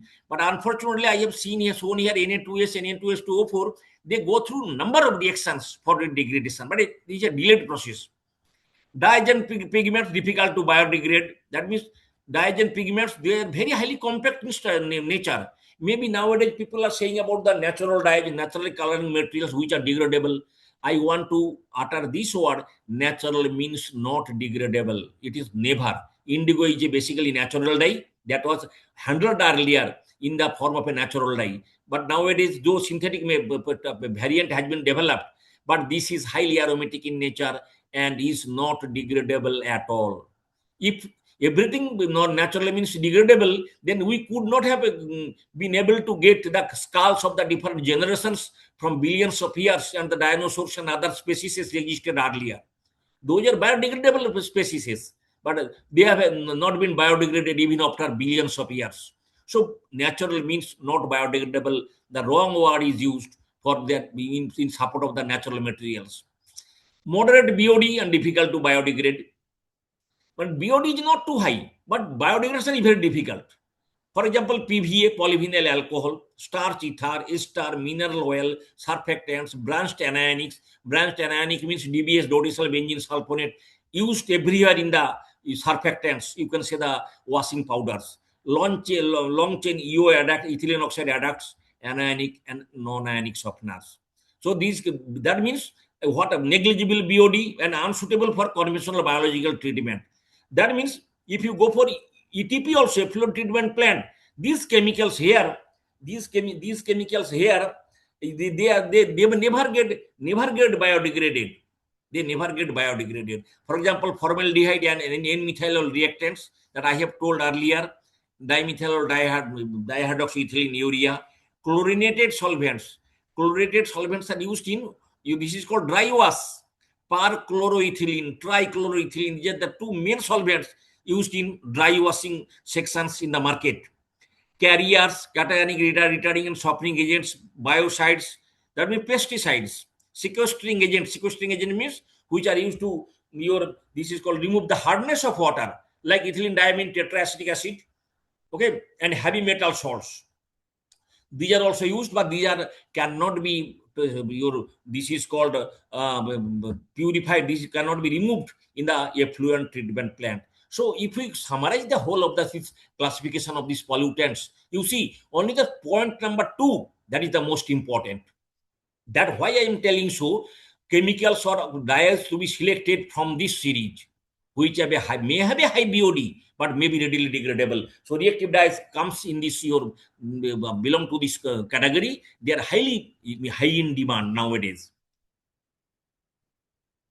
Wastewater load from various dyeing is at a glance. Because if we go for the changing machines, jiggers are used, winches are used. VAT means the dye bath basically. The different wastewater liquor ratio used. Liquor ratio means the weight of the textile versus the against the weight of volume of water. More water is needed for processing. 40:1 means 1 for 1 kg of textile, 40 liters of water is to be used. Then BOD, you see, all have been worked out earlier, available in famous journals. The journal is Textile Praxis International, published in 1976. This is a Swiss journal. So they have given all the data, how much BOD is developed, milligram oxygen per liter is the unit. That means how many milligrams of oxygen is required for each liter of the toxic water to degrade the pollutants available there. So you see, when it is removed the to 40:1, that is the COD. BOD has not been here calculated. COD calculated 402. I will come to COD, chemical oxygen demand, afterwards, which is less important with respect to BOD. Though we think in the laboratory COD can give the clear picture, it can't give nothing. I will discuss afterwards. Winch VAT 20:1, that means we are taking less water may be less pollution. So BOD is definitely less, but COD is going to be very higher. Again, if you take jigger machine, then 5:1 for 1 kg of textile, 5 liters of water, it is very difficult to process. 1 kg of textile is too high in 5 liters of water. Still the BOD becomes more.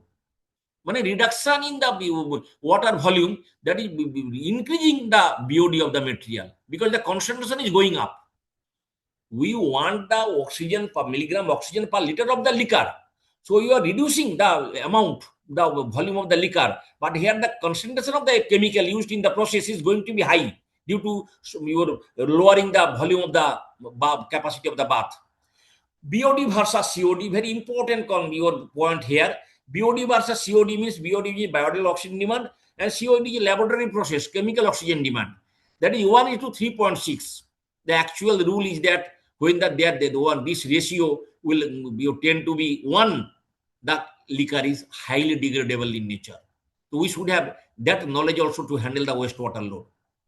And finally, as per the market demand is available, how much COD is developed per kg of dyes. That means 1 kg of fabric, how much COD is generated. This is called the harmful factor, actual factor.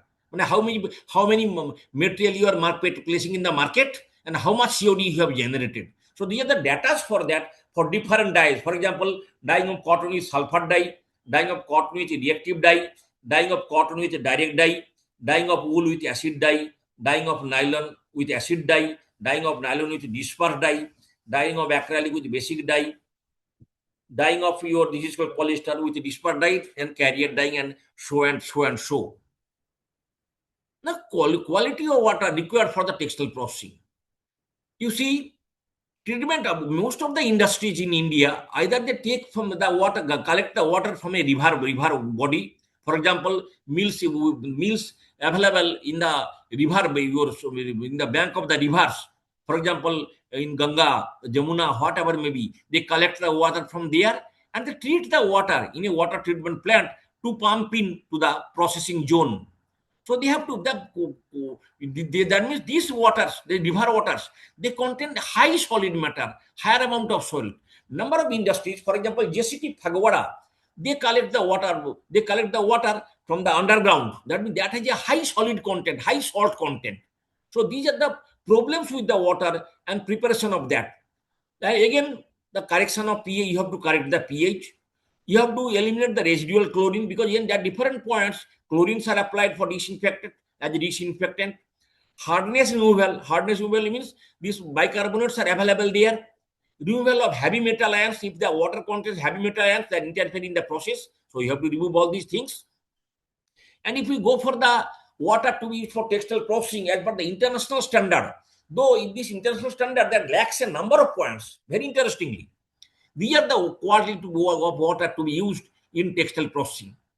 It should not have colorless, it should be colorless, because if it is a color that can interfere in the ultimate color, that means the color, suppose a little bit yellowish available in the color, in the water, then if you apply a little bit light red color, the red will be mixing with the yellow to develop a golden yellow color or orange color or your reddish yellow color, depending on the situation, how much yellowness is there, how much red you are applying. If you are applying green and yellowness is there, it will be, you are applying blue, it will be developing blue color. So color of the dyed material will be changed. So for textile use, the color must be colorless, the water must be colorless. Anionic surfactant, because different body, different household, your this is called washing machines. They process, they process that, they wash the garments, they drain it to the finally to the river bed through municipal. So that contains anionic surfactant, mineral oils, phenolic compounds, so and so different chemicals, different minerals are available there. That should not be. But for use, I should say add other things which is not available in this international standard. pH, the pH of the color should be more or less neutral, which is never possible. Nothing is neutral in this world. So the range is 5.5 to 8.5 pH. That should not have any dissolved solids, not as minimum as possible. That should not have any suspended solids. And all these things, that should have a very near to zero BOD. All these things have to be taken care of while using the water for different textile processes. Now, typical limits for discharge. This is the actual case. In fact, actually, no one takes care of what is happening in the mills. They take care when the water is discharged, and what is the composition of that water, what is the chemicals available in that water, because all the processes, they discharge the water through their exhaust pipes, through their drainage pipes, and all gets mixed in the equalization tank, or you can say settling tank, if you are thinking for to establish some ETP, effluent treatment plant. So in this case, all types of liquors gets mixed and gives a very complicated nature of liquor. So the pH must be 6 to 8, difficult to get. Temperature 40 to 45. Our different most of the mills, you can say second grade mills, they don't have a standard effluent treatment plant design. Very difficult. I have gone through different mills throughout across the India, but what I have seen, their designing has a very typical fault. And what is the fault, I will discuss at the end when I will coming to the effluent treatment plant design. So temperature 40 to 45 degrees centigrade, because at least, because that should be at most in the sense that different processes are carried out at boil. Some are at a very high temperature, 130 degrees, even at 130 degrees centigrade for polyester dyeing. Some are at room temperature, but minimum temperature is 40 to 45. So then we have to take the discharge. For discharging, the temperature is to be cooled down to 40 to 45 degrees centigrade, which is very simple. And let us go for that, wait for that at the end when you will show the control of these things. TSS, total suspended solids, that should be 100 to 600 in milligram per liter. Interestingly, that never comes down below 20,000 even. The color, because suspended solids may be in the form of salts, maybe in the form of alkalis, so which cannot be removed being inorganic in nature. Color, that should not be there. TDS, total suspended solid, you see 2100 to 3500. But these solids are very much essential. I am talking about this discharge of the liquor to the public sewage. Even if you think about our water purifiers, this is called reverse osmosis based water purifiers installed in our domestic homes, how they are destroying our health issues, because they have no dissolved solid. They give you dissolved solids up to 10 to 30 milligram per liter. But for this water to be useful for the hygiene purposes, they must contain minerals, which are absent, typically absent there. Still, the natural water is very much in demand with respect to this is called bottled water. Oil and grease, compounds of chromium, copper, nickel, cadmium, zinc, lead, tin, etc. That should be this much milligram per liter. Maximum preferably should be no zero. Phenolic compounds, those comes from the washing of the textiles basically. 1 to 5 maximum, iron, sulfates, chlorides, BOD5. I have given the BOD5, 0 to 60. BOD can never be 0, even for simple water also, it can never be 0. Anyway, the maximum limit is 60. That means when you are draining it to the public sewage at the end of the process, after treatment, the civil engineers come to the place and they check the water being getting discharged. They don't know how to control this BOD, how to control this COD, but they just check the no COD. They know only BOD. So the BOD is to be checked at 60 maximum, but in fact the BOD remains on very higher side, because industry setting up effluent treatment plants, that gives no return of the money, a wastage of money for the industries. And that is why this effluent treatment plant in most of the mills, that does not work at all. Very interestingly, synthetic detergents. Now let us come to the wastewater load. We have to know the influencing factors. That means if we also drain the water to the water body, what are the parameters that is going to control the water nature, wastewater nature, that is degraded or not? Temperature, definitely the temperature, increase in temperature decreases dissolved oxygen. That means that decreases the rate of BOD, the rate of degradation of the toxic materials.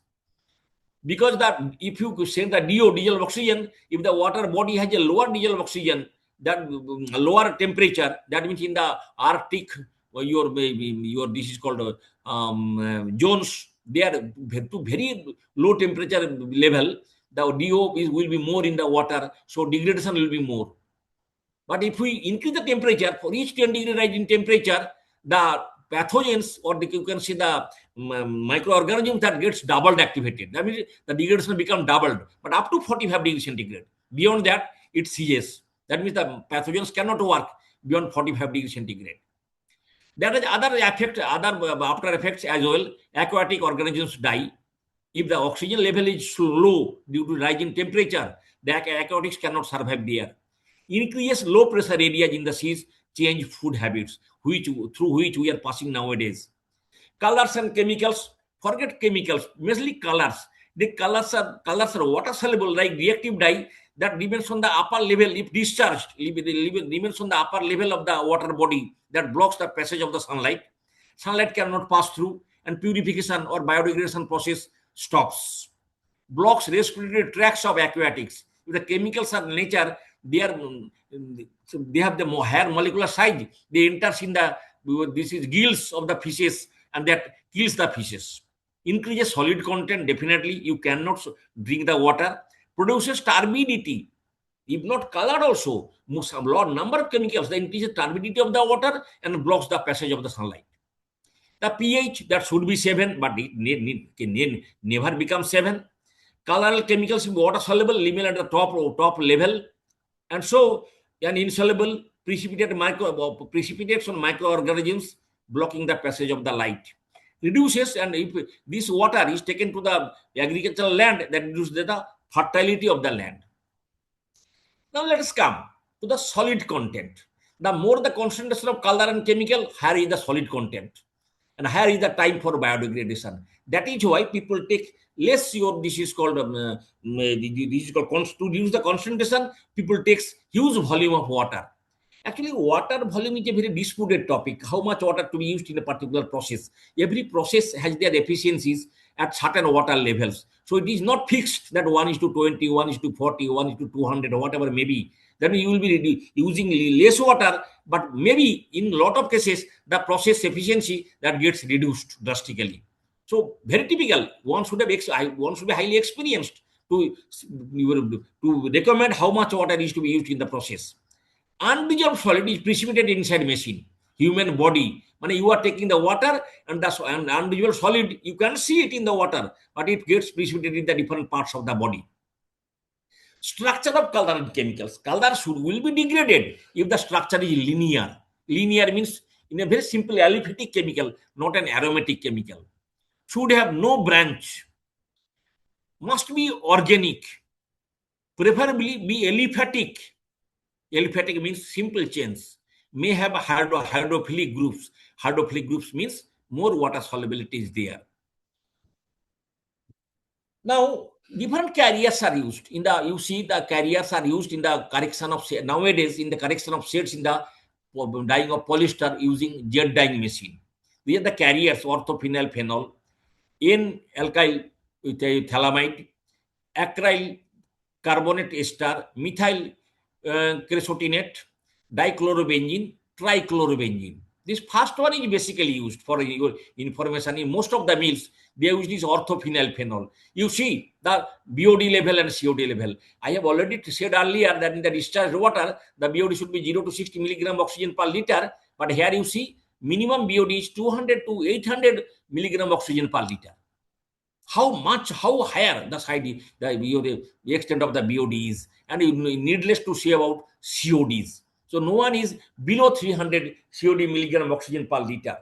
For dichlorobenzene and trichlorobenzene, the BOD can never be assessed because this contains chlorine and which kills the microbes. So BOD, your biodegradation process that stops immediately when these chemicals are drained out to the wastewater. Extent of degradability of various surfactants. The chemicals used, surfactants means surface active agents, may be used as a washing chemical, this is called washing liquor, washing soap, or whatever it may be. In industry also, they use huge soap for the your use in this for the washing of the garments or for different processes in different to activate the different chemicals, different colors. They have different names: leveling agents, they may be migrating agent, anti-migrating agents, they may be this is called retarding agents, there must be dispersing agents. Different agents are available which includes these chemicals. So these chemicals, if you see biodegradation, you see only 15 to 20% for this first one, tetrapropylene benzene sulfonate. That is the most available chemical which is biodegradable by 15 to 20%. While 15 to 20% only. The mostly used chemical is last but one, isohexyl naphthalene sulfonate, 45 to 50 grams for 50% biodegradability. Last one, that is very less used and not so much efficient. So you see the number of chemicals, those are used in the process. Their biodegradability is too less. If you try your best, you can remove these chemicals so easily because those are mostly non-organics, and non-organic means not biodegradable at all. Now the main this is called area I am coming here in the textiles.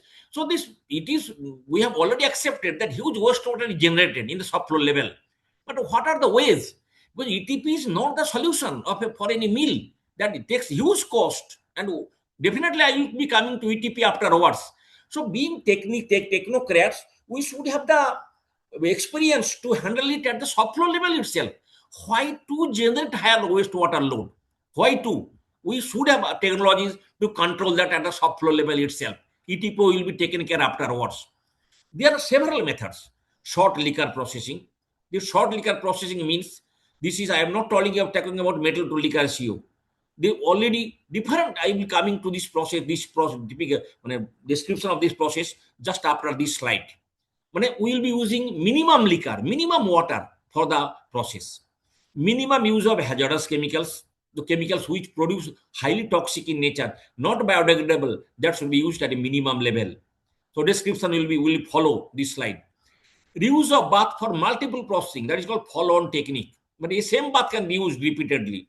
Reduction in concentration of unused dye and chemicals through increasing affinity for fiber. That means we can treat the textile in such a way the textile will show affinity for the color and chemicals. That means affinity means attraction. That means the chemicals and colors in the bath will be rushing towards the textile. That means minimum will be the drainage. Most of the things will be going to the fiber.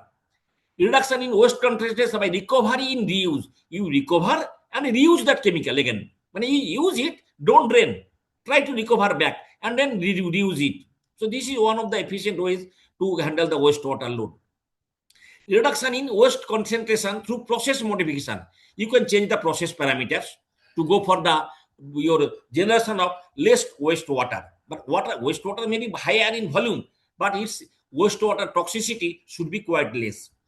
Enzyme-based technologies nowadays come up to take care of these problems. And lastly, devising suitable treatment based on point of ultimate disposal. That I am talking about again ETP, effluent treatment plant.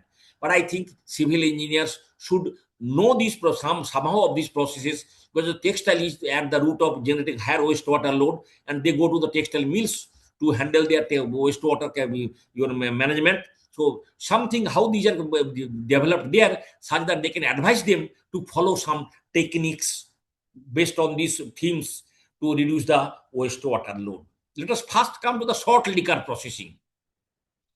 Reduction in volume of water can be affected by installing metering devices. You can adjust a metering device such that the water used for a particular process, same type of process, should be same. Actually, what happens in the soft floor level, different people come in different shifts, they have different experiences, they run the process, they follow the technology, no doubt, but they run the processes as per their own. So maybe use of water, which is because industries has to purchase a drop of water, so water costs, it adds to the final price of the product. So if the minimum the use of wastewater, water, the minimum will be the lesser will be the cost of the textile. So keeping this in view, metering devices are to be attached to each and every machine to control the liquor, volume of liquor is taken for the process. That is very essential. And what the mills do during rinsing or when thorough washing, they go for overflowing the water in the machine, such that the textile will be washed and washed very thoroughly. But that again generates higher wastewater load. Short liquor ratio reduces gram COD per kg dyings. But performance of dyings in terms of leveling of shade means thorough shade. There is no imperfection in the shade. Wash fastness shades are severely affected. However, there are two methods, saturation removal techniques, two methods have come up in the last 40-50 years. Though people have very less knowledge in the textile industry itself, two types of technologies have come up, saturation removal technologies, and in the next para, topical application methods. They are very much useful if implemented, can reduce wastewater load to a drastic extent. For our first one, saturation removal method means the textile is treated in a bath in the liquor with chemicals, and then the saturated liquor that is removed from the textile by means of padding or some other methods. Porous bowl technique, vacuum extraction, air jet ejectors, transfer padding, Farsi QS technique. These different methods are there which takes care of minimum application technique. There is not exhaust technique. Exhaust technique, we are not openly or in a bath, we are dipping the textile. We are passing through different machines to reduction of wastewater water requirement for the process. Or we can go for topical application method. Topical means here we are applying very minimum liquor, very minimum, maybe 10%, 5%, depending on the situation. When a textile requires, suppose in exhaust method means the open bath method where you are dipping the textile, that may require 1:50. But for 1 kg of textile, 50 liters of water is to be used. Here, for 1 kg of textile, maybe that may be hardly 15 this is 150 milliliter of water may be used. How? Topical application methods. That means we will be applying the liquor on the surface of the textile in such a controlled manner, it will accept only 15% of the liquor. And very interestingly, this textile does not require drying also. Drying means energy, you will loss of energy.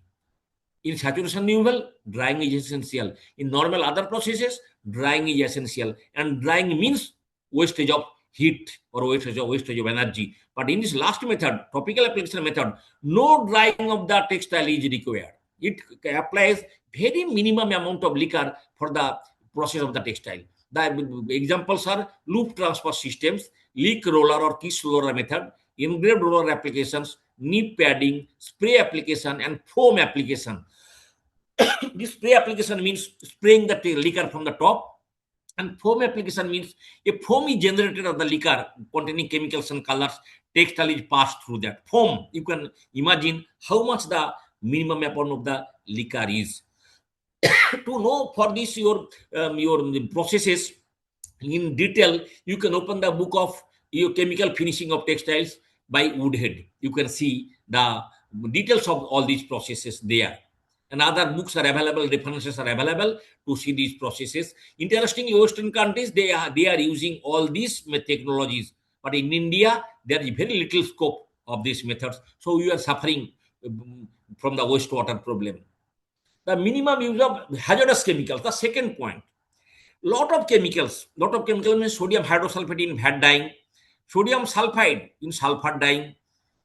You can say the carriers in polyester dyeing. All these chemicals, they typically use this is called typical wastewater road, which cannot be biodegraded at all. BOD, if you go for checking the BOD after 1 year, BOD 365, that will be highly polluted water. Nothing will be degraded. Every chemicals of the structure of the chemicals are highly compact. So you can't expect anything from there. So this should be, if to be used, should be used in minimum amount. Better not to use these chemicals. Nowadays, these carriers are not used at all generally, because those are not needed because of this non-biodegradable nature. Because people has been more, this is called environmental sensitive. They don't want to your downgrade the eco-friendly nature of the your system. Follow-on dyeing, this is very important technology. This follow-on dyeing means reuse of the bath. Very simple. As such, a very simple method. That means if you are processing in a bath, that is called follow-on technique. Follow on the same bath. Suppose we are carrying out dyeing of one batch of the cotton textile. We are treating in a bath. Then you are, after treatment, we are analyzing the bath. How much dye is available still there, unused dye, unused chemicals. We are running several processes, titration processes or lab processes to ensure the extent of the chemical and color in the liquor. And then we are fortifying it. Fortifying it means we are adding the rest balanced amount of dye and chemicals to recharge the bath, for recharge of the bath. That means the liquor is not drained out at all, but the same bath is used repeatedly for the dyeing process. One problem is that after some cycles, the bath will be contain very high amount of impurities. So actually the process cannot be done after that. That depends on the type of dye and the type of fiber. But if possible, follow-on dyeing, that means this process is to be used in the mills, because here the colors and chemicals are not directly drained, rather used for several processes to ultimately to reduce the gram COD per kg of dyings, because you are several cycles, you are dyeing the technique, your dye carrying out dyeing, you are dyeing a higher amount of textile in that bath. So the lesser the BOD and COD. Question is that for follow-on dyeing, in all cases, this technology, this is the restriction. You can't use it.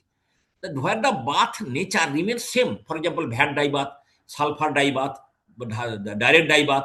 All these, they don't change their chemical combination in the bath itself. Dyeing of acrylic with basic dye, nylon with acid dye, or silk, wool with acid or metal complex dye, polyester with disper dye. The bath composition remains same till the end. There are no chemicals to react with each other. That means you can compensate different chemicals to run a fresh process. But for reactive dye, which we are telling about its eco-friendly nature, that reacts with the textile, reacts with water, reacts with alkali, and so the bath cannot be reused for your reactive dye bath. But one can be done. This alkali is used for fixation of the color. So after dyeing, the dyed textile is to be taken in other bath for fixation of the color. Then you can reuse the bath. So one should have huge knowledge of the technology, how to twist it, where to mold it, where to fold it. Then we can do a number of changes, make a number of changes in the wastewater nature. That means we don't want to send the liquor to the ETP with ATP and effluent treatment plant. Reduction in unused dye and chemicals. If unused dye and chemicals are at all available still at the end of the process, then we can reduce those things. But if we know the exact amount of dye and chemicals are required for the process, exact amount, and you can recharge the bath to such that the textile will pick up the most of the dye and chemicals, then there will be very less amount of dye in the bath, or less amount of chemicals in the bath at the end. That means there will be less your harmful nature of the wastewater for discharge, and there will be, you can repeatedly reuse also for this thing. Cotton, mercerization, metal salts. That means if we go for cotton textile, to mill, number of mills, they escape the mercerization process, what I have shown in the flow sheet earlier. Mercerization is a process to improve the reactivity of cotton. So reactivity high means that can absorb more dye and chemicals. But due to fear of the cost, installation of the machines And not only machines, you have to use energy there, you have to use chemicals there, you have to give different working hands there to escape from the cost. Number of mills, they don't go for mercerization. So what happens? The cotton remains on lesser reactivity side. So that does not your pick up in a sufficient amount of dye and chemicals from the bath. That means amount of unused chemicals and dye and chemicals in the bath will remain higher even at the end of the process. And not only that, if you want to get a 1% shade, that is 1% dye on textile for 1 kg of shade, then you have to apply more dye and chemicals. We are losing both the sides. But if you go for mercerization of cotton, or alternately, if you go for metal salt treatment for cotton, then the reactivity of the textile.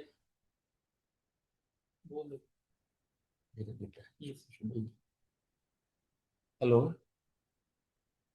আমি meeting আছি, বল।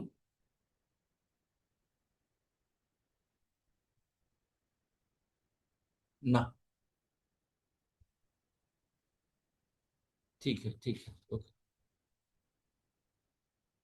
Wool and silk, is wool and silk, you see, modern thing, this is the topic of the, this is called the, they are available in different, this is called agricultural institutes, agricultural universities, and that is called home science. They are wool and silk are modern trade means with the help of potassium dichromate to improve the nature of the textile such that can attract more dye and chemicals. So in this case, if we do it, then we can reduce the unused dye and chemicals. What we will be applying in the bath, the fiber will be accepting that. If it is a polyacrylonitrile, PAN, or cashmere wool available in the market, then co-monomer, if that is anionic co-monomer, if you can use that during manufacture, that can also attract more dye and chemicals. So we can change the fiber nature actually to apply less dyes and chemicals, and this is not amount the less, but we can the discharging liquor will retain very little dye and chemicals in the bath. The processing will be, the treatment of the water will be most simpler. But if you escape some processes or the textile natures are not modified, then also more and more unused dye and chemicals can be found in the discharged water. But interestingly, process mercerization, it uses NaOH. All mills, they are using NaOH in this mercerization process. They are recovered. At the end of the process, the NaOH is taken back, and the water is dried to recover the NaOH. That is reused again. In mercerization process, the NaOH is never drained out. That is recovered back and reused again. Precipitation of in H2 for, if it is a sulfur dye, you are dyeing with sulfur dye, then you can add sulfuric acid there to precipitate the sulfur dye, which are not soluble at all. They are not degradable at all in water. So you can take out the sulfur, recover back the sulfur dye from the dyeing section, and you should not allow this dye to go to the drained out liquor. Oxidizing agents and filtration, unused VAT dye. If you go for this is called VAT dyes, then you can, we are using VAT dyes in the bath, you apply oxidizing agents, VAT dye will be precipitated, take back and again reuse. Or you can use the same bath for dyeing also, what I have said earlier, follow-on technique. And cation active agent, that means cation active agent means this is called the different chemicals which can absorb the unused disper dye also from dyeing of polystyrene jet dyeing machine. Another technology, that is your modification technology. That means we can improve the technology to to reduce the wastewater load. Denim is customarily dyed in warp sheet or rope form. Denim means that is the jeans. The starting of the material in form of warp sheet is called a denim. The fabric is a denim, but the article produced from that is called jeans, whatever may be. Denim is customarily dyed in warp sheet or rope form using 6 different dye baths. That is a special dyeing technology that is not disclosed to different persons. Denim of 6 different baths are used. 6 different baths using indigo and sodium hydrosulfide as the reducing chemical. So you see at the end of the day when you are draining out 6 baths, how much wastewater that is generating and how to what extent that is toxic. In the latest development, a 1 in 6 loop dyeing method has been devised. That means not 6 baths are used, but 1 bath, but the textile is rotated in the same bath again and again, such that only discharge of 1 bath is possible. No 6 baths are there to reduce the wastewater load. So technology can be modified for your this to reduce the wastewater load. Source reduction technique. Source reduction technique means that lies in the hand of the technocrats, it's textile people itself.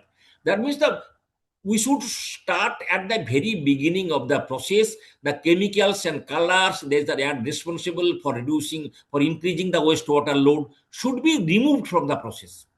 And eco-friendly chemicals are to be given there. Source reduction technique reduces wastewater load by cutting the source. The disputed chemical in recipe that is replaced and some suitable one if required, the recipe in process conditions are also changed. If complete substitution is not feasible, certain percentage of the disputed chemical is substituted with another. Process performance due to these changes tested, steps are taken accordingly. Actually, number of steps are available in this under this category, which cannot be described here because the only typical textile coloration color expert people can understand that. So I am taking very simple here. Potassium dichromate, which precipitates chromium in the water on the textile body, may be substituted with potassium iodate, which is costlier definitely, but no, your load is there. With iodine, that is a gas, sublimable chemical that goes out and oxygen goes out, and potassium that goes to the wastewater. So wastewater load is reduced to a drastic extent. Where acetic acid is to be used, we can go for formic acid. But in exchange for lesser dye uptake, well, formic acid is a strong acid and reducing in nature, formic acid. In reactive dyes, branched organics, detergents may be replaced with non-ionics. Nowadays, a number of enzyme-based technologies have come up to sort out this problem. These enzymes, number of typical chemicals have been removed. For example, desiging is carried out using alpha and beta amylases. Luckily, these chemicals were in use in earlier also, but now that has been optimized to a better level, and better efficiency. Not only that, if lipase, I am not telling about this alpha and beta amylase use is the ancient technique. But if we go for using lipase, the different types of enzymes, lipase, this is called this is catalase, this is called your pectinase. That the desiging basically with lipase, the desiging efficiency can be improved to a lot of extent, and but desiging scouring process can be combined also with the same chemical enzymes, which are biocatalysts in nature, which are not your toxic chemicals, very eco-friendly chemicals. So scouring is practiced. These technologies have come up in the number of mills in India itself. Scouring is practiced using pectinase, protease, lipase, and cellulase. Pectinase means cotton metals contains pectin. Pectin means immature cotton that is to be removed to escape the problem from the unlevel dyeing. So pectinase is to be removed. So that is done with these enzymes. Protease, some protein materials, lipase, oily materials, and cellulases. These cellulases are to remove the fibers from the surface. Bleaching is carried out using glucose oxidase. Bleaching for whiteness, we use basically sodium hypochlorite bleaching, hydrogen peroxide bleaching, and sodium chloride bleaching. But that can go. All are highly toxic in nature. Maybe H2O2 also that leaves silicate on the textile.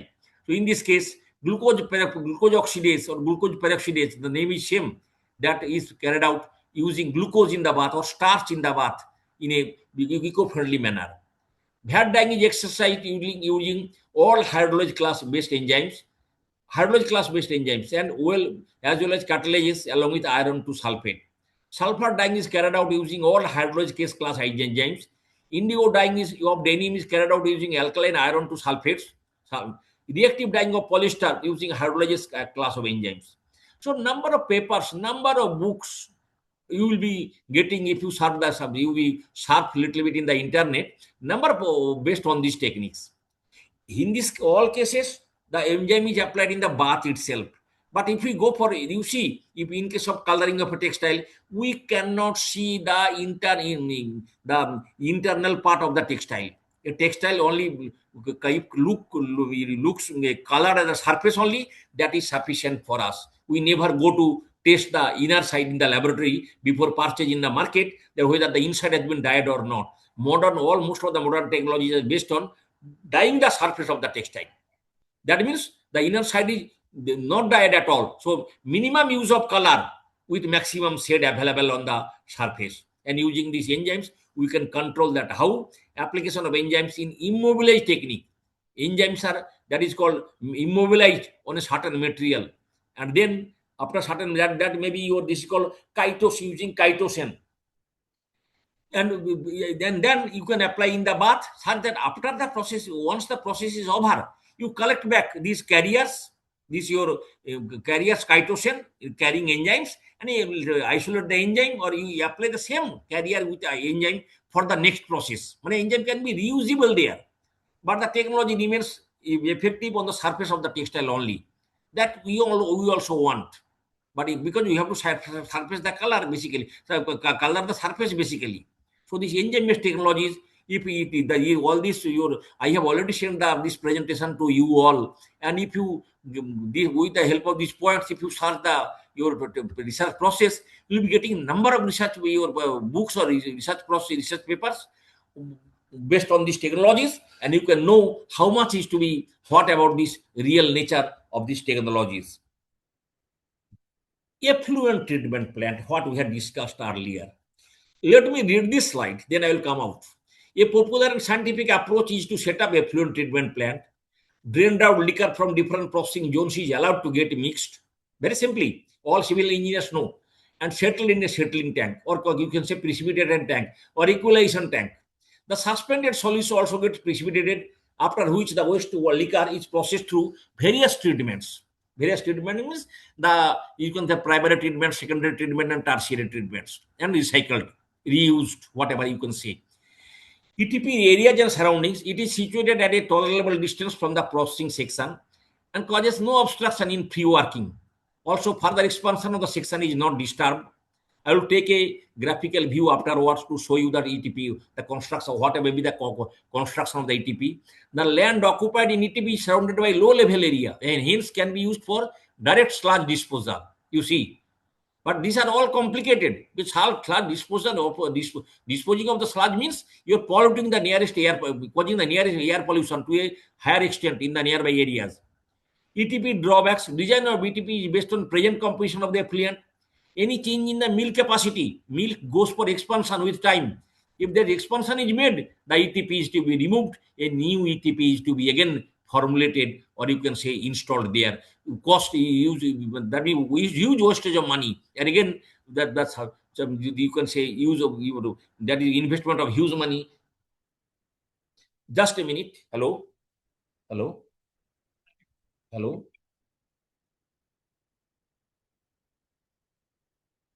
एक minute बाद मैं meeting में हूँ, आपसे बात कर रहा हूँ आधा घंटा बाद. So the design of ETP is based on present composition of the effluent. Any change in effluent composition which comes from future expansion complicates with efficient working. So once ETP is established on the present capacity of the mill, if you go for changing the mill, expansion of the mill, you use more machines, more processes there. You use your this is called you go for put on the not put on. You go on the placing new products in the market. Then the present ETP that cannot function properly because everything gets changed. So these are the basic things that is related to the ETP. Now, effluent treatment plant. Let me come here. Actually, for the civil engineering point of view, they go for this effluent treatment plant. They go for the what water is finally discharged. They calculate, they see test the BOD of the depth, and ultimately they try to make an idea what about whether the water can be reused or not, whether the water is really purified or the wastewater nature has been removed or not, whether that can discharge the public water body. So you see that the effluent treatment plant, what should be discharged wastewater in mills from different sections, they are discharging wastewater, which is pumped to equalization and mixing tank. Unfortunately, this part is not available in most of the mills. I have surveyed except the fast grade mills, fast hand mills. You can say Reliance, you can say Raymond's, Bhiloda Shootings, you can see Bardhaman. Most of the mills, they don't have an equalization and mixing tank. But this is the main point on which the efficiency of the ETP that depends typically. What is equalization tank? The water drained out from different zones are taken in a tank, very huge tank. That means that is the size of the tank will be that can handle the volume of the liquor collected over 24 hours. So on 24 hours, actual equalization tanks are available in the mills. Two equalization tanks, they work simultaneously. How? Equalization tank is used for collecting the liquor for all 24 hours. Then the delivery to this tank is closed. The liquor is bypassed to another one liquidation tank. Two liquidation tanks are there of the same capacity. That is sent there. Till that tank gets full for 24 hours, this tank is allowed to settle for same 8 to 12 hours with a propeller at the bottom, which mixes the water. Some processes are carried out in alkaline pH, some processes are carried out in acidic pH, some processes there are oxidizing chemicals are available, H2O2, some processes there is reducing chemicals are available. So all are thoroughly mixed, and the impurities, 50% of the impurities, they get precipitated at the bottom of the tank. This is a very important part.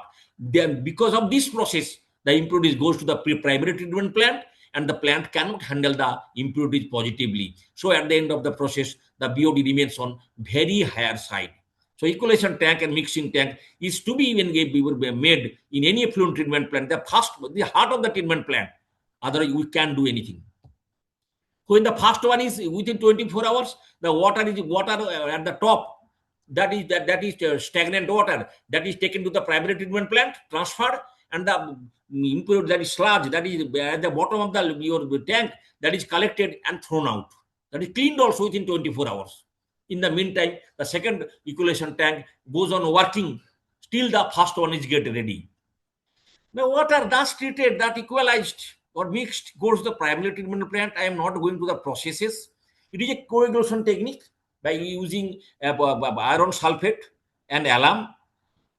Here the the sludge is formed, that coagulates and gets precipitated, goes to the secondary treatment for flocculation, and very fine particles, which gets produce flocks, again precipitated very slowly. Then tertiary treatment. Tertiary treatment means color removal. That can be done by means of color removal. Cannot be done with these two things, but color removal can be done means lot of chemicals are available that can affect on some of the colors. Anyway, if this color is still available for reuse of the water, for or drinking of the water, that normal number of processes can be used in the mill, in the waste treatment plant, to remove for removal of the color. Ozonolysis, gamma radiation, chemical coagulation, electrodialysis, reverse osmosis, and electrochemical treatment. Last one, biological treatment, that means oxidation. Either of these methods can be used, and mostly this is called people, they use the first one, absorption using fly ash or activated carbon, because of the cheaper nature and very easily availability of activated carbon for removal of the color. Precipitated, coagulated, and flocculated metals are dried and disposed of at the end of the process. But however, the process, you see the effluent treatment plant, the problem is there. Already I have discussed. In most of the mills, circulation tank is not there. So the process, the liquor is sent direct to primary treatment. So over time, the nature of the the liquor coming to the primary treatment, that varies. So different processes run at different times. Their mixing becomes different. So equalization tank is very much essential in an ETP. Otherwise, that effluent which is discharged at the end of the ETP treatment cannot be made as per the requirement.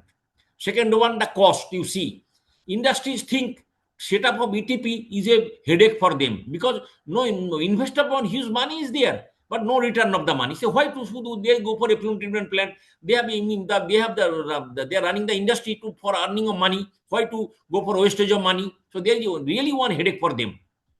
But if that means our source reduction techniques, the other techniques I have given, those are to be taken into action before going to this effluent treatment plant. Effluent treatment plant should not be made essential or inevitable part of that any meal. That should come at the end if essentially is essentially required. Second one is that if you go for extension, every meal goes for extension. So effluent design will not work. In most of the cases, effluent treatment plant design I have seen there. With number of effluent treatment plants, those are made by different people. Different people means people from mechanical engineer. They collect it from some mill, then supply it to some other mill. That one design cannot work in another mill because their products are different, their processing is different. So these type of things are to be taken into care, whether the design of the effluent treatment plant has been really done by a civil engineer based on the process, the volume of liquor discharged here. Now, so this is the end of my the presentation here. Anything,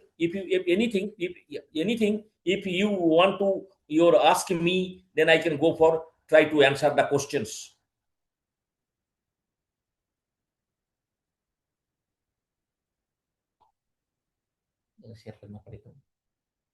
Hello, hello, dear audience. Yes, sir. You all are muted. You Yes, all sir. are muted. Kindly unmute. Kindly unmute. Yeah, Dr. Priyadarshi. Yes, sir. Tell me anything, any questions from any corner? Sir, we have gone through this, your very knowledgeable Exhaustive. presentation.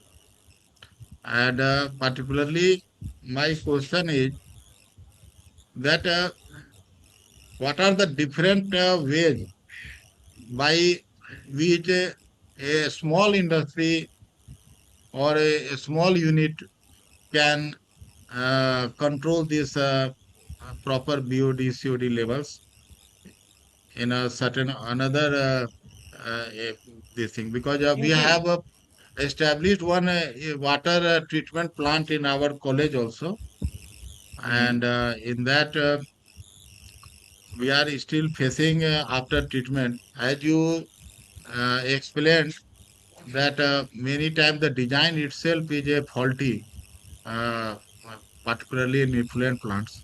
So, what are the remedies can be possible in these plants if some fault is there? So, what are the No, recommendations which what is the by which we can?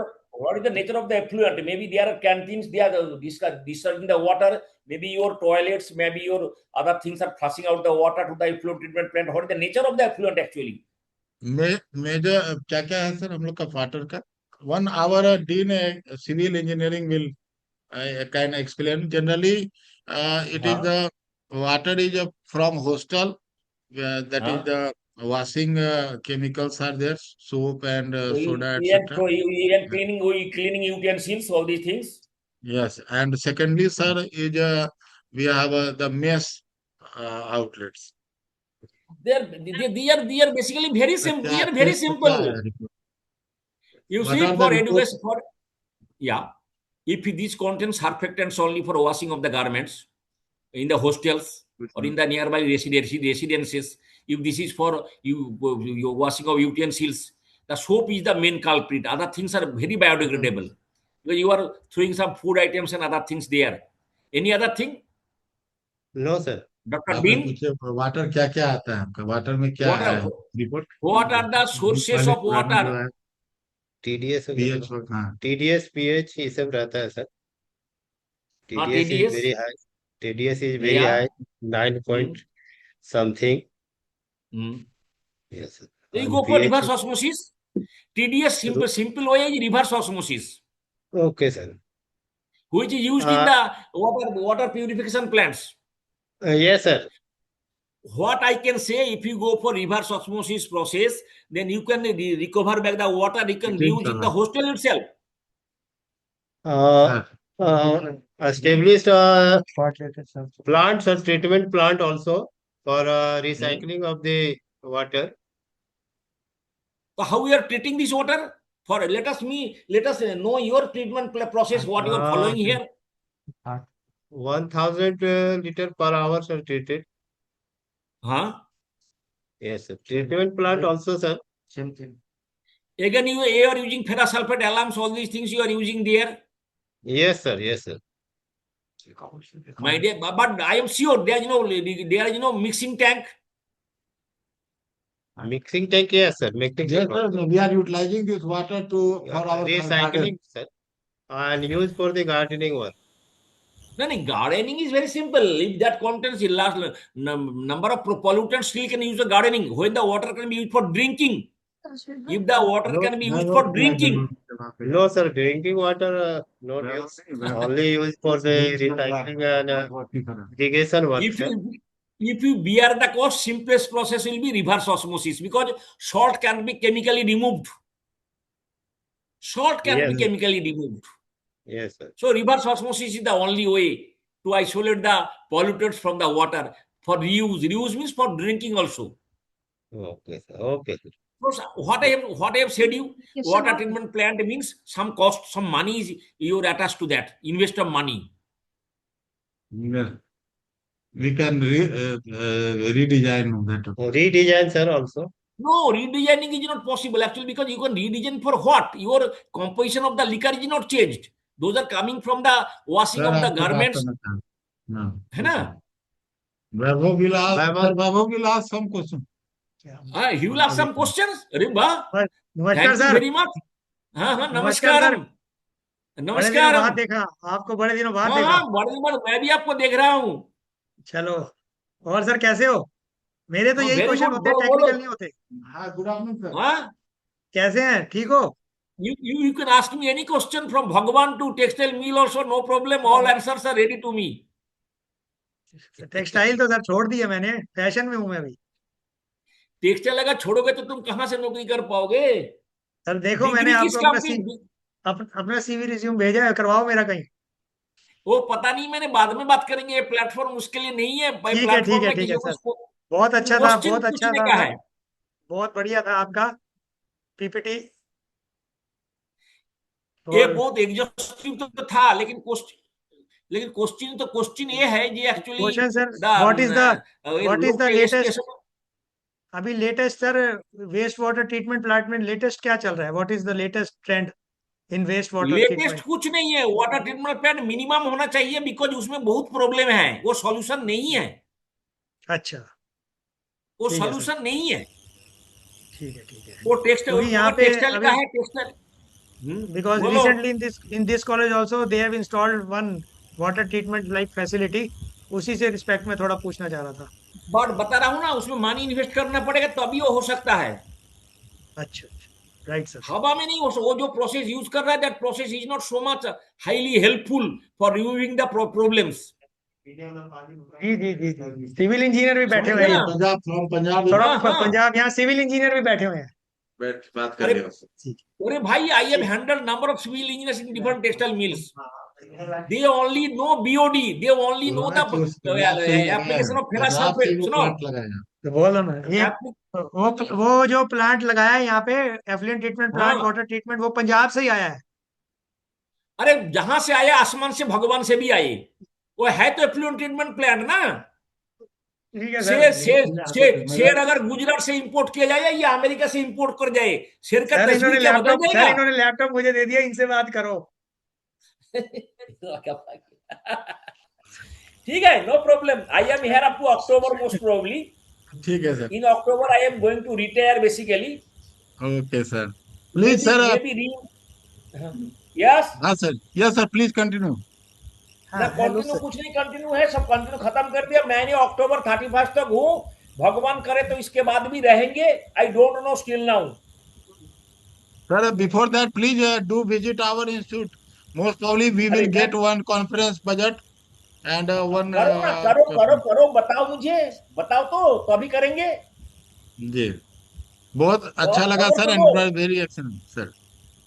लेकिन वो textile के लिए important था। Yes yes sir. Hello sir, I have one Yeah, question fine. sir. As a civil engineer, I am asking this question. Sir, little higher volume, little higher volume. ha.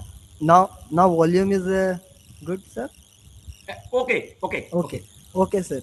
The question is that there is a challenges in time to time reconstruction of effluent plant in a textile mill.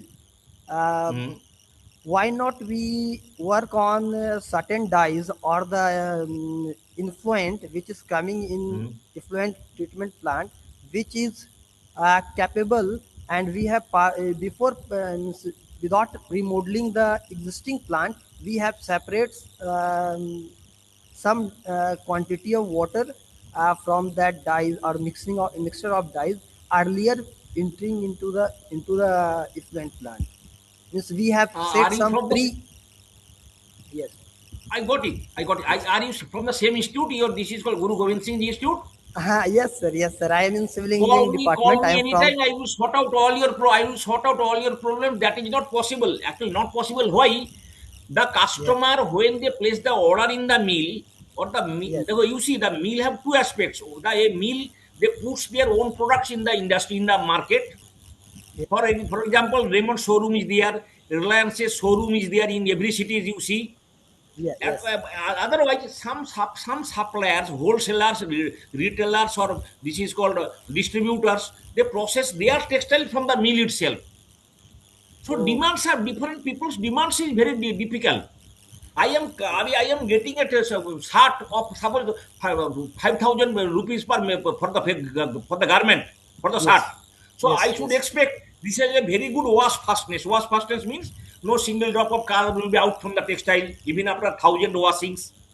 Maybe I am moving in the sunlight, so the color should not fade out. You're Yes. getting Yes. me? Yes. Yes. I Yes. am rubbing against different agencies. The color is not fade out. So people have different types of demands. When I am going for a good quality, dye should be of good quality. Good quality. So there is no restrictions. Number of dyes are available. We have no choices, but we have to apply those because mills have to earn the money. Sir. Forget eco-friendliness. Forget. I have set up the mill to escape to white, make white my black money. Very simply, to make my Yes. white my black money. So So why to that use means. the misuse the So use? that So means. this Yeah. means Yeah. I understand that thing. Means, sir. One thing I interrupted you. If we go for a good dye or good color fabrics, that means they have more poisonous. Means we have adding more poisonous to the no, no. water. That is why you see. That is why I have given you all.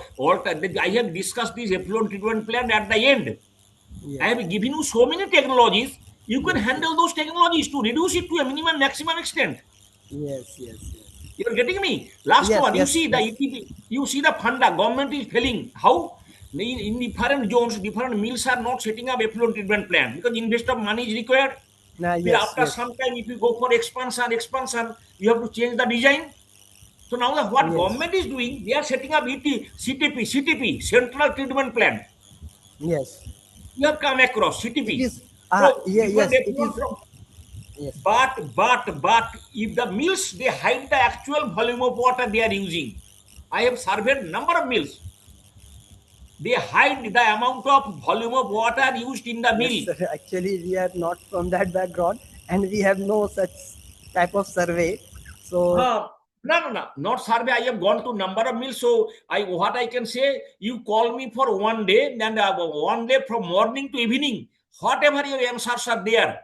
This area is my first hand area. You can go to the NIT Jalandhar textile department, take my biodata, you can see my specializations there. This is one area where I have worked hard and hard from different mills. Of course, in the term of consultancy, I can tell you what to be done depending on the nature of the water. But basically, our processes goes wrong because due to unawareness regarding the nature of the chemicals we are using. Basically,